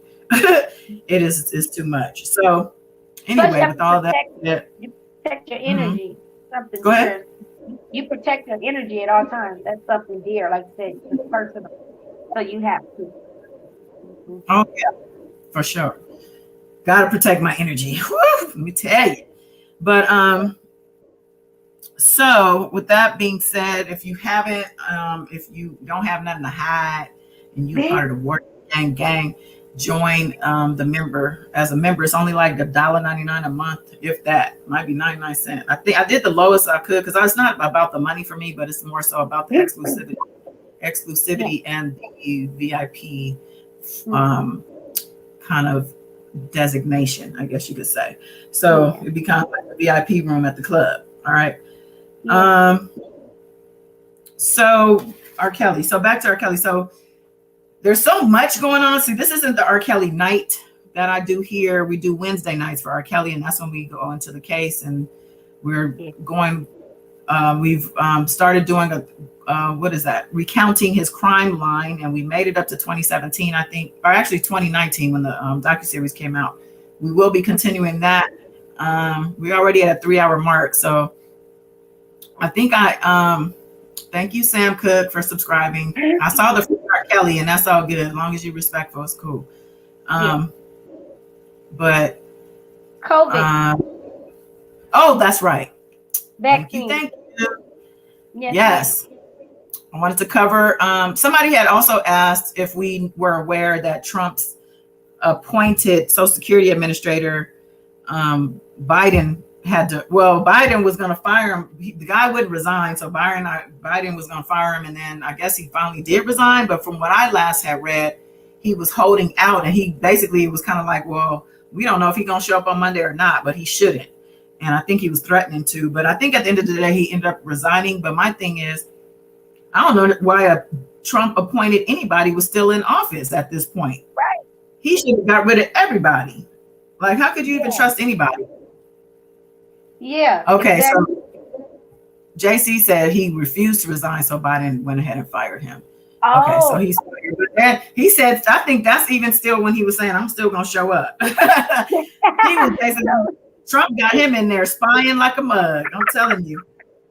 Oh, I'm glad to talk about him on the Look, he got him on an earpiece on a Bluetooth, telling him where to go and what to do. I was Go glad into that this you're talking room. about the vaccine and COVID because new things happened with the visual eye today in my city. So that's good. What happened? While I'm pulling up the thing. When I went grocery shopping, they started you gotta wear your mask. If you're caught without a mask, they're gonna ask you to prove that you got the vaccine on your phone or something. And they got the big sign. Are there any nurses or you might not know the current laws, but I've talked to nurses. I've talked to phlebotomists. The question isn't medical. Well, it kind of is, but basically I was told that's breaking HIPAA law or HIPAA violations by asking, because your medical history and information is private and protected by law. And this is more so to protect people against employers and other prying eyes who want to hold your medical history against you or even current status. So with that being said, how is it going to play out that the vaccine is accessible to public prying your vaccine information when it's under the medical umbrella? How's that going to work? Now that I'm not sure. I don't know if it's like a narrative being pushed. Like, what I want to say is it was mixed narratives because some of the workers had masks, some of the workers didn't have masks. I seen the secret shoppers in there like follow you around or something or whatever. But my thing is, if that was the case, then they would be back wiping down the baskets, issuing them out and letting 10 people in at a time like they did before. I don't know what's going on. You know, I have a few family members that's pharmacy technicians, CNA, dental assistant. They haven't taken the vaccine. No, so far it's not like mandatory, but even my father's own physician told him do not. He got the first one, and we didn't know about it after the fact, but he encouraged him not to get the second one. It's out here that it's a coworker in the pharmacy, family member, a baby that's 13 years old, had got the vaccination. I don't know which, I can't remember. I know it for sure it wasn't Johnson.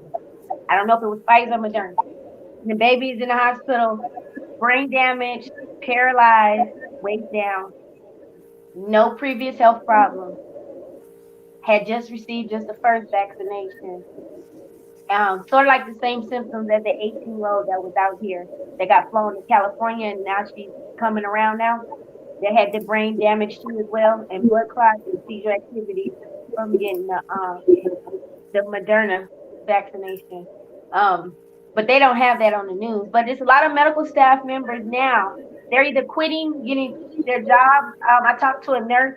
She said that they're pressuring her, but they kind of not pressuring her. But she said she knows they're making like, kind of conversations like she can be terminated her job. But she said she doesn't care because she's not taking it. It's a lot of medical people in the that's gonna happen. Yeah, they haven't don't take it. They're not in a position at this time to mandate something.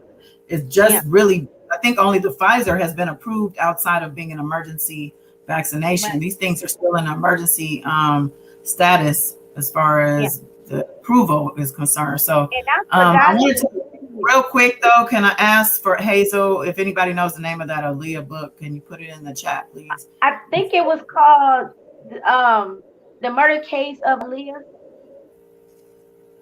Can somebody put it in the chat, or can you put it in the chat, please, so we can have it in the chat? I got to see that video where our governor got interrupted talking about the vaccination. Then we got a new strand, y'all. I don't know if y'all heard it, called the Lamda, I believe it's called, or it's LAMDA. I don't know if I'm pronouncing it correct, but it's spelled that way. It's supposed to be worse than Delta. And they said that it's been detected. They got 2 cases out here. And they said that it's deadly, and it came from Peru, allegedly. I'm gonna say this.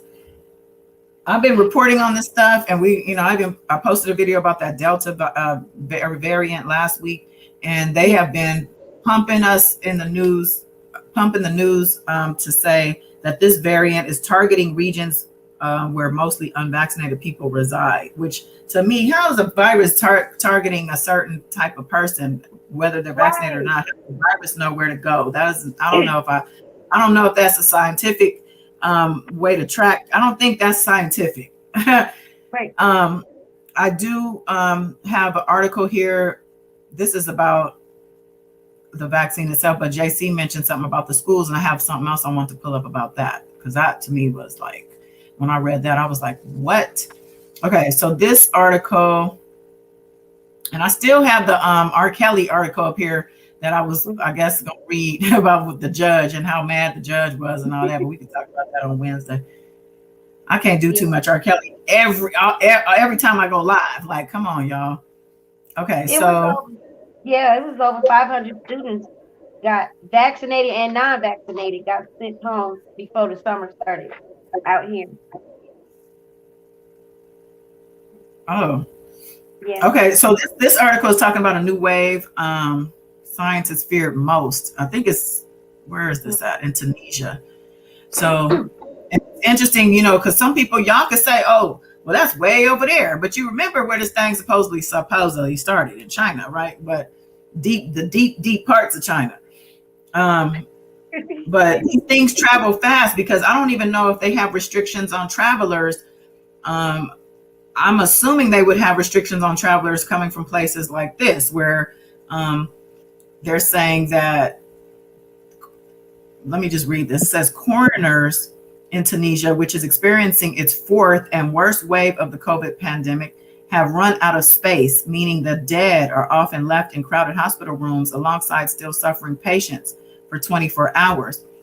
The morgues are full, the health ministry says. Even the dead, it seems, are suffering. It says, we are in a catastrophic situation. The boat is sinking. Tunisia's health ministry spokesperson told reporters this week. It says the health system collapsed. We can only find a bed in hospitals with great difficulty. We are struggling to provide oxygen. Doctors are suffering from unprecedented fatigue. Now, Tunisia's in North Africa, and it says has 4% of its citizens fully vaccinated. 4%, more than twice the average across the continent. So already what I'm getting from this is they're suffering because they're not vaccinated. And here we are again with the push for the vaccination and highlighting things. We don't know, I'm not in Tunisia. I don't know if this is true, but all I'm saying is that watch the reports that come in, because a lot of the reports are more so commercials for the vaccine rather than an actual news report. This fact that they're showing us places that have low vaccination rates, like they're saying Africa. I think the US is sending vaccinations to Africa, but it's only a drop in the bucket because there's billions of people and there's only a certain number that we're sending, like in the millions. So this whole thing is a mess. They're saying that the World Health Organization, I guess we're sending them some stuff, and they're going to arrive next month. So here we are, America, we're sending everybody vaccines, we're taking care of everybody. And in the meantime, our whole economy is jacked up right now, like honestly. And they're trying to make up for the fact that we've had closures and lockdowns, and business and basically the world had stopped, and we're trying to catch up, and they're reopening things around these holidays so that people could spend money. And so people can, I guess, forget that there's a dangerous virus out here killing people, because they want to depopulate. That's another agenda that has always been on the table. Now, if you don't like conspiracy theories or conspiracies, this ain't the channel, Miss Della. But I'm going to always tell you things that aren't in the seen world, because that's where everything is happening first, in the unseen, and places behind the curtain and all of that. And that is true. I say stock up y'all water, cleaning supply, because I think we are getting prepared for, I think, a real intense, more aggressive shutdown. That's my opinion. I've got information. I got information from somebody that they seem to be on point sometimes, not all the time, but this person claims they have some insight about things happening as soon as like this September. Now, I don't know again, this to be true, but this is only to say that we always need to kind of be on our toes and always need to be kind of in a place of preparedness when it comes to having groceries or water or all the essentials, all the necessary things in case we don't have access to purchase things. Or hopefully, I know I have a garden now in my backyard of some things I can go pick. And hopefully, because, I'm always making a good vegetable soup. I just made one yesterday. But I'm going to just say their self-sufficiency right now is very much prime importance. Self-sufficiency, because you can't always rely on people. You already know that. So just figure when we're in a situation where their transportation is limited, money is limited, food is limited. Like, you got to make sure you have resources lined up. And sources also, like some type of emergency list. What if we don't have access to our phones because we don't have power or our phones die? Do you have numbers written down? Do you know addresses in case you need to get somewhere? I had to write some numbers down, a list. I did that last year sometime. I say pay attention, everybody. Like, just pay attention, because everything not gonna see. Of course, they're not gonna tell us 100% on the news. But just pay attention to when you're just your surroundings out. Like, what do you see in real life versus what you see on the news or reading an article? Because they really are. It's like all kind of mixed narratives. And just, there's nothing wrong with being prepared and just thinking about your own well-being to be ready. Because it's kind of devastating, to not be ready. So. Absolutely. It can be very devastating. It can be very devastating. And that includes weapons, because I'm going to say this, people are very serious about their guns. Texas just opened up, I think there is now, or if it's not, it's coming up in maybe next month or September, I think, where you can just buy a gun. You don't need any, like, you don't have to be approved or whatever the restrictions were. There are none in Texas. And I think this is designed because there's going to be a reason why you can just get a gun without jump through no hoops, because something's going down. You guys need to understand there's things happening at the border. The border is hot right now, hot topic, because Trump, that was what he ran on, the whole border thing. And now they're Republicans or whoever are pissed off because of Kamala Harris is in charge of the border now, and they claim she ain't doing shit. So with that being said, we're being overrun. I put a video up a couple weeks ago, maybe last week, I don't remember, but with the numbers, 70,000 people a month coming through, 70,000 a month from all kinds of places all over. So it cripples us. My screen is frozen. Can you see me? My screen is frozen. You're fine. It took the Democrats. Oh, okay. It took the Democrats a long time to get the presidency, the House, and the Senate. Things like this, where all these people at the wall, people is not gonna stand for this. They not gonna want a Democratic president or Senate or any. They not gonna want that no more. You cannot. So what Trump was doing. He was getting the people at the border, separating the family. He didn't care about that. So, that was a hot topic. So what Biden was, doing, making sure the families are not separated, things like that. But you can't have that many people coming over at one time. You have to take care of the people here first. Yeah, I was saying that that cripples us in a lot of ways. Healthcare, schools, everything. So, like, I've seen it firsthand. It happened here in LA with the schools. I saw it happen over the years where the ESL programs took over the schools and slowed down all the learning for everybody. And so that kind of thing doesn't sit right with me. But at the same time, like, with all the technology we have now, and I think that they're partnering up with the wrong people.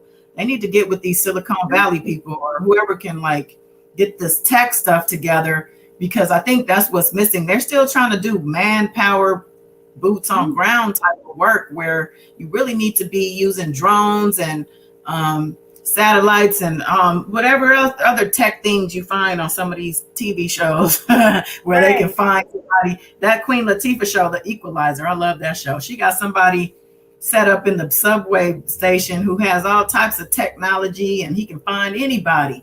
I'm just saying, this stuff doesn't write itself. It comes from somewhere. And all I'm saying is that the information or the resources are out there, and the White House, they got all the power in the world to get whoever they need and whatever they need. And I just find it concerning that we can't control things such as the border. Like, why would not put the military on this? Like, you know what I'm saying? Like, I understand there is a border military, but there obviously is not enough. So because I feel like he doesn't want to appear a savage. That was one of the things he campaigned on. That's the reason why. He doesn't want to appear. Just allowing all of these people to come in like this. And again, of course, the former failed fat line ex-president never built the wall. You know, however, he was down there last week talking about the wall. Yeah, because he knows people are pissed off about it, and he can't continue to run on that platform because he knows people want it bad, and they know how bad it's getting. That press conference I played on my video, that was just a couple weeks ago, and they were rattling off those numbers, and I know people were like, "What?" Because I know I was like 70,000 a month, and then on top of that, the numbers and the fact that the cartel, they literally said at the press conference, the cartel runs the borders. Oh yeah. And that's Kamala's whole thing, is like, well, the first thing we need to do is stop where the issue is for why these people are even coming here in the first place. And I think it's a little late for that, but we got to stop the bleeding, because right now this thing is bleeding out. I'm sorry, if there is a Republican senator that she actually went beyond her without not asking the White House, no permission, anything, and she had the National Guard in her state to patrol. So they were talking about, they taking off people doing what they got to do. It's too much crime anyway. You know how Trump was. Rapists and murderers coming across the line. People, that kind of stuff put fear in people. Yeah. But you know what? With the tail people, whatever, the government got to stop. You know, it's a lot of things that go deep, especially if you ever see a documentary with the cartel. I cut my TV off one day because I didn't even want to. I'm halfway not even wanting to mention them on here. I don't even know why I said it. Hey, I love everybody. You know, so and we equal. No judgment here. No judgment here, but it is kind of, dangerous, and I just know it's frightening. But they claim that military are supposed, I don't know if it started already, but they even mentioned it out here. They're going to keep track of who's vaccinated now and have the military come knock on doors, but they're only going to target people that's on government assistance. Now it went from being in Texas to now Vegas talking about it. My thing is that is a racist thing to say. I mean, as far as discriminating, it's discriminating because how is it that I'm gonna stop you because you brought up a good point. Bring it, the public people who are reliant on public assistance or government assistance, especially a consistent thing on a regular month-to-month basis, are going to be always the first ones targeted when they're doing stuff like this and trying to mandate stuff like this, because these people are under their control, under their thumb. And this is where I think they want all of us with regard to like these shutdowns and stuff. Like, what are people supposed to do? If you're not self-sufficient and self-employed and, making your own money, however, maybe on the internet or whatever, you're in trouble if they shut down again, close the jobs again. I know unemployment has been getting big complaints, fraud, even the bank itself has been frauding these people, and there's all kind of issues. So what is going to happen at this point, and especially now that we have the stipulations with regard to being vaccinated, with regard to going places, certain places, how are they going to mandate this? Again, it's hip. You can't even, like I said, I don't know if you can even ask people if they're vaccinated without breaking the dang HIPAA laws. And then not only that, that's like asking somebody, do you got chlamydia? You know, you got it. Let me see your result. You know, I want to know where all this money coming from. We had 8 winners the other day when that press conference got interrupted. They saying that whether you want to be in the contest or not, if you get vaccinated, they already got your name in the pot. This one lady got $250,000 out of this. Vegas allegedly had got over. They said every twice a week they're gonna draw names. The ultimate winner by the end of August will get the whole million. So they had got granted over $1 million as a reward when you get vaccinated, whether you get a gift card, a vacation, or actually money. And they up there getting their check, honey. Getting all this big 300,000, 200,000, 50,000, 100,000. Then they taking your picture now. I notice you get vaccinated, they snapping the picture with a camera. They didn't wasn't doing that before as far as displaying it on the media. So I'm thinking that I don't know what that's about. That's crazy to me and bizarre. And So for them to take people's pictures. yeah, they're like it's before when they were showing people getting their vaccination and showing the stations. Now they got more. They're setting up more stations now. You know, before they closed all the stations down. Oh, we don't need them no more. You know, it was just like overnight. You know, oh, back open. Got this going on. This opening up. We're back booming again. And woo wop wop. Now they're saying we got to put the stations back up and more than what we had last time. And he's showing the people getting their shots, which they showed before. That you know to try to make people feel comfortable. Like it's okay, come get your shot. Come get your shot. Now they're saying that I seen a guy that he getting his vaccination at his doctor's office, and the lady standing in front of him with a camera snapping his picture. Now, before you one showing my daddy picture didn't get taken when he got his vaccination. Now they're saying that your picture's getting taken now when you get vaccinated, no matter where you get it. You got to understand that as this thing progresses, they're probably learning more, and probably, like I said, they should have been doing this in the first place. But the technology that is in place now or available now, they need. You can't be giving people paper cards these days, or like that just doesn't fly. That's why I had in the video I put up and talked about how out here in California they were implementing a digital card that you could show from your phone. And all that stuff has your personal information, your birth date and all that stuff. So your picture doesn't sound that far off to me that they would include a picture, because they're going to want to try to stop the fraud. Already a black market and going heavy. Yeah. Then there's, it's a lot of things, like you said, the fraud, unemployment, even banks, which has been found out here. They just got more information and fraudulent stuff with the IRS, with people's taxes. People still haven't received some, not even my daughter, she never got her third stimulus. They said the site is crashed, and it's just something else.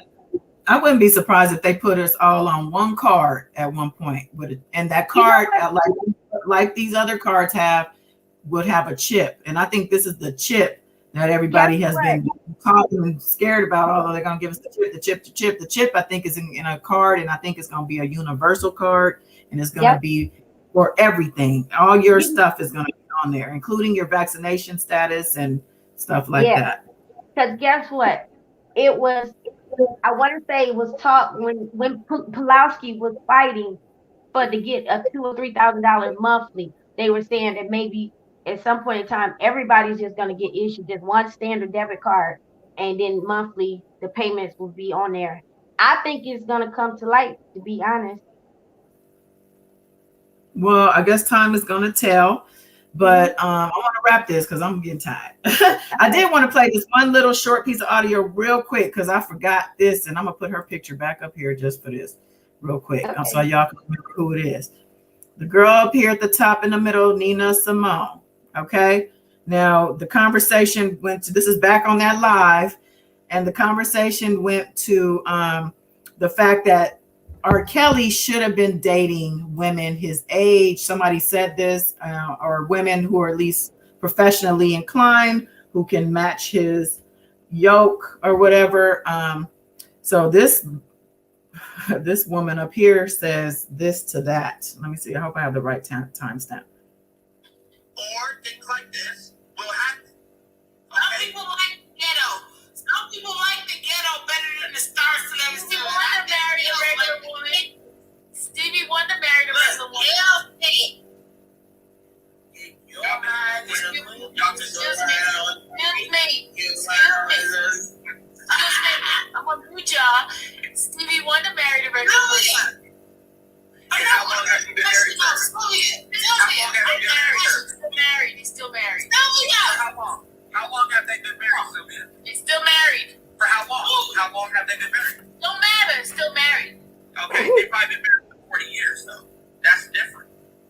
It's coming. Okay. You can marry and have those side pieces or whatever that are regular people, but I'm just saying, if you make it a habit of having these type of women, 1 or 2 or 3 are gonna say, you know what, this man, I'm about to go to the hood where my mom stays, and then on the other hand, when I go with R. Kelly, he's buying me Birkin bags worth $40,000.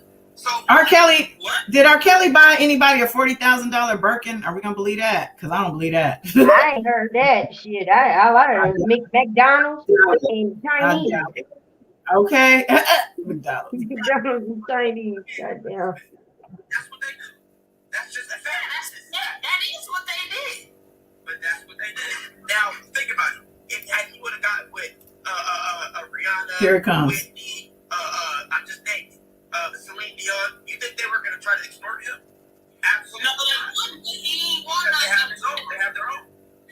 He didn't want none of them warning ass pussies. Hey, none of that conversation over here like that. Did you hear what she said? Yep. Yep. But you Let know me play what? it back. I'm gonna play it back real quick. Play it again. He would have gotten with Rihanna, Whitney, I'm just naming Celine Dion. You think they were gonna try to extort him? Absolutely. No, they wouldn't. He won They have none of his own. They have their own. He didn't want none of them warning ass pussies. Hey, none of that conversation over here like that. Okay. And she laughed at that. Like, that's funny. She said basically when old boy said, you know what, R. Kelly would have been better off hooking up with a Rihanna or somebody on that level. And she said he didn't want them worn out ass pussies. Excuse my language, but I'm just saying what she said. And what that says to me is Rihanna even that old? No. So the young woman that Rihanna is, she's too old for R. Kelly because her pussy's worn out. But so you know that's what? why I guess he justifies the fact that he is a predator and abuser and a rapist of children, of children. When y'all finished that last video, God is down, play for y'all with the men talking. They said that allegedly with the 2 adult women in one of his videos, he could not perform, but when the handler brought the children in, he performed, like he got aroused, but he didn't get aroused for the 2 adult women. Wow, that's what I was asking if there's something else in here. I'm gonna put that video link in the description. Yeah, that's a good video to watch. It's only that Nina Simone does look familiar. I'm gonna check my Instagram. She came under a different name a year ago, and she. Oh yeah, she started saying. I mean, she said she's gonna start dragging Geronda since she knows she's gonna be first up on the stand. So that was around that time when that baby, yeah. And she was under a different name, which she did voice. She changed her name. Like, I'm not ashamed. Yeah, I gave myself a different name. But she, I looked on her Instagram page. She was a diehard fan. Yeah, she said she changed the name to this one because I guess she said people were confusing the name, thinking, I don't know, whatever she was saying. But basically, yeah, Queen Key, she was basically trying to say that them pussies is worn out, honey. He only wants the young, tight, untouched or whatever. Yeah. Like, I hate to say that. It's disgusting even saying that stuff, but it's just, and she laughing. And at the end of this, I know there was a point where she actually asked Sylvia, like, why do you do this if you're not even like a fan? Because she called Sylvia a groupie. And Sylvia's like, I'm not no groupie. She's like, it's not a bad thing. She said it's not a bad thing, honey. Being a groupie is not a bad thing, and not to be ashamed of it. Told her not to be ashamed of it. And she said, groupies deserve love too. No, but she was basically like, I'm not gonna ever leave him. I don't care. This is the Nina person. She said, I don't care who. Nobody can make me stop supporting him. And so when I hear that, all I hear is he can do anything, even to me or my child, and I will still support this man. Yep. So I think it's pretty disgusting. But listen, y'all, 3 hours, 40 minutes. It's a record for a regular old live. We thank y'all for hanging out with us. The last live that was like this was the one that we did where Angelo came on and we tore up the internet, tore up the sector.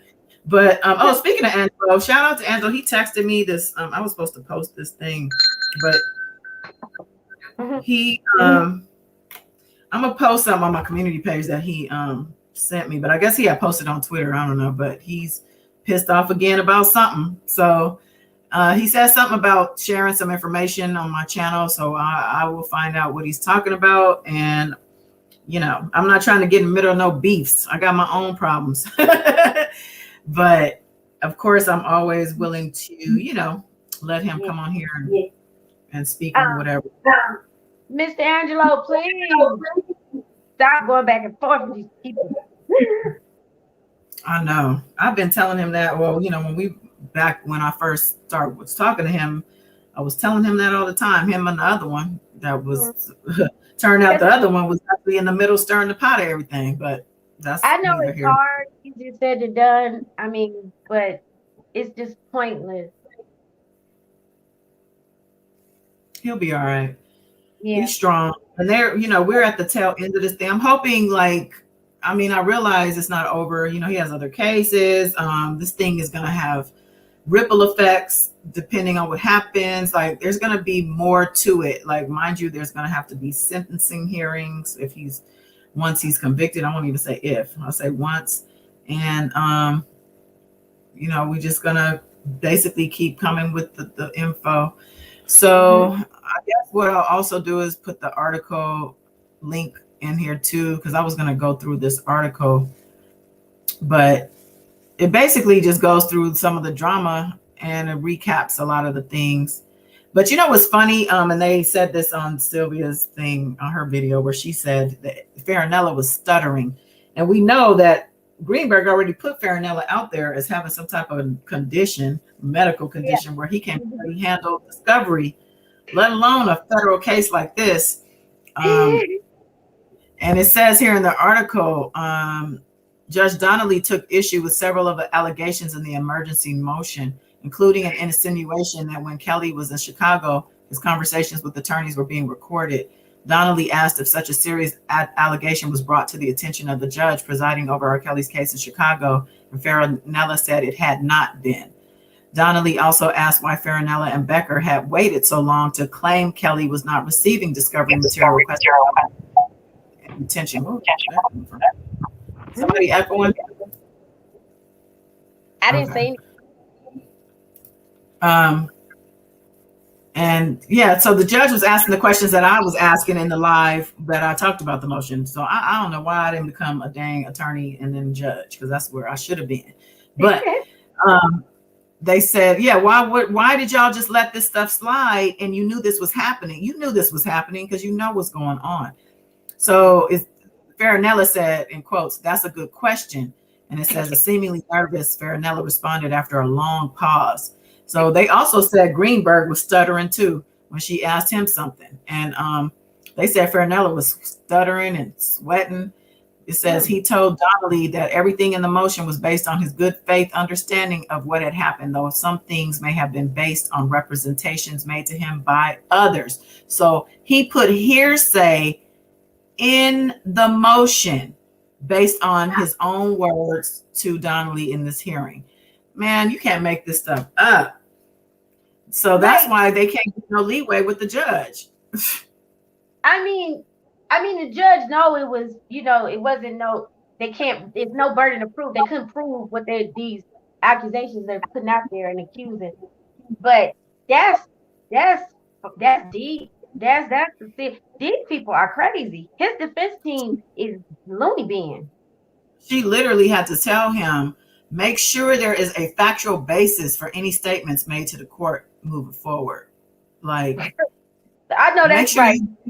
How does the judge have to tell the defense counsel this and we lay in the game with regard to this situation? The trial ain't started, but pre-trial. 3 weeks.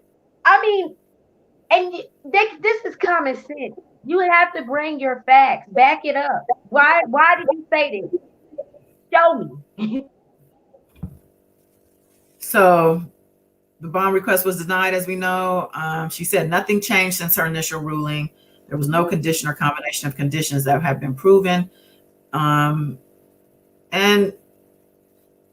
and then they go down to the newest attorney's request, and how they did the jury selection is going to start on the 9th. Statements on the opening statements on the 18th, and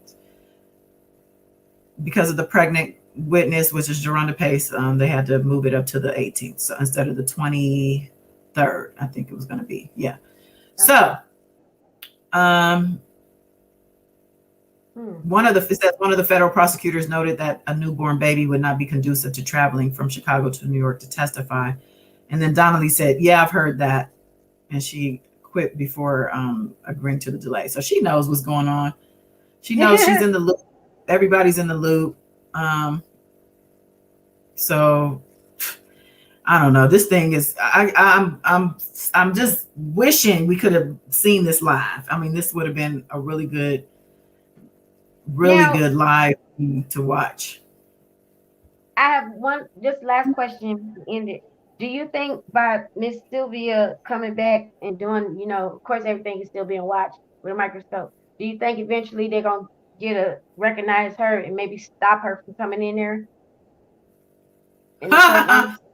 That would be funny.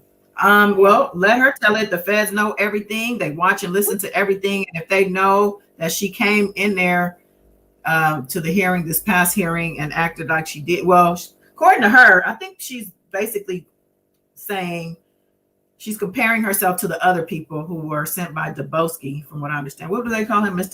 I want to use a different word for him. But anyway, they basically said the people he sent were the ones who were basically disrespecting the court and not following rules of the court by the stuff they were doing. They were spying, taking pictures, trying to take pictures of people, and they did take pictures of people. They posted it on his community. He posted them on his community page of Sylvia, and it's crazy. But yeah, if there was in the courthouse, I said, "Dang, these people was in the courthouse."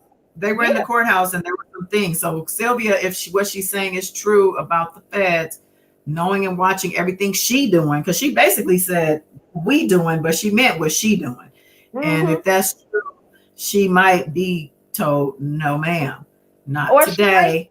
I could see her interrupting doing in the courtroom loud Jesus and getting his attention. That's probably what's gonna get her ass caught up. Like, because you could tell she's not gonna be able to help herself. She's not gonna be able. That's what I'm saying. That's my point. If they're watching and stuff like she's saying, they're listening to her live, where she's telling on herself and saying that she's doing these things. Like, come on, lady. But anyway, so let's wake Miss Della up so we can say goodnight. Miss Della. I think she did say goodnight. Oh, she already left? Okay. Yeah. Well, we want to thank everybody. Thank you for hanging out. And, we always have a good time. Appreciate you so much. Sending love your way. And come to Shout of Love tomorrow. I don't know which time I'm going to do it yet, but, if you're subscribed, you'll get the notification. And it's only like 10 minutes long. So, if you missed the live, catch the replay, comment. It's all about, being grateful and basically spreading love. So we're going to end it here. Thank you, Wayne. Right, there she is. You mean good morning? Yeah, it is good morning. It's 4 a.m. Oh, sun coming live tonight. Wonderful live. Thank you so much, and thank you for being here. Yeah, we appreciate all of y'all, everybody in the chat, especially because you guys are Warrior Gang. Appreciate you. And until next time, y'all. Peace.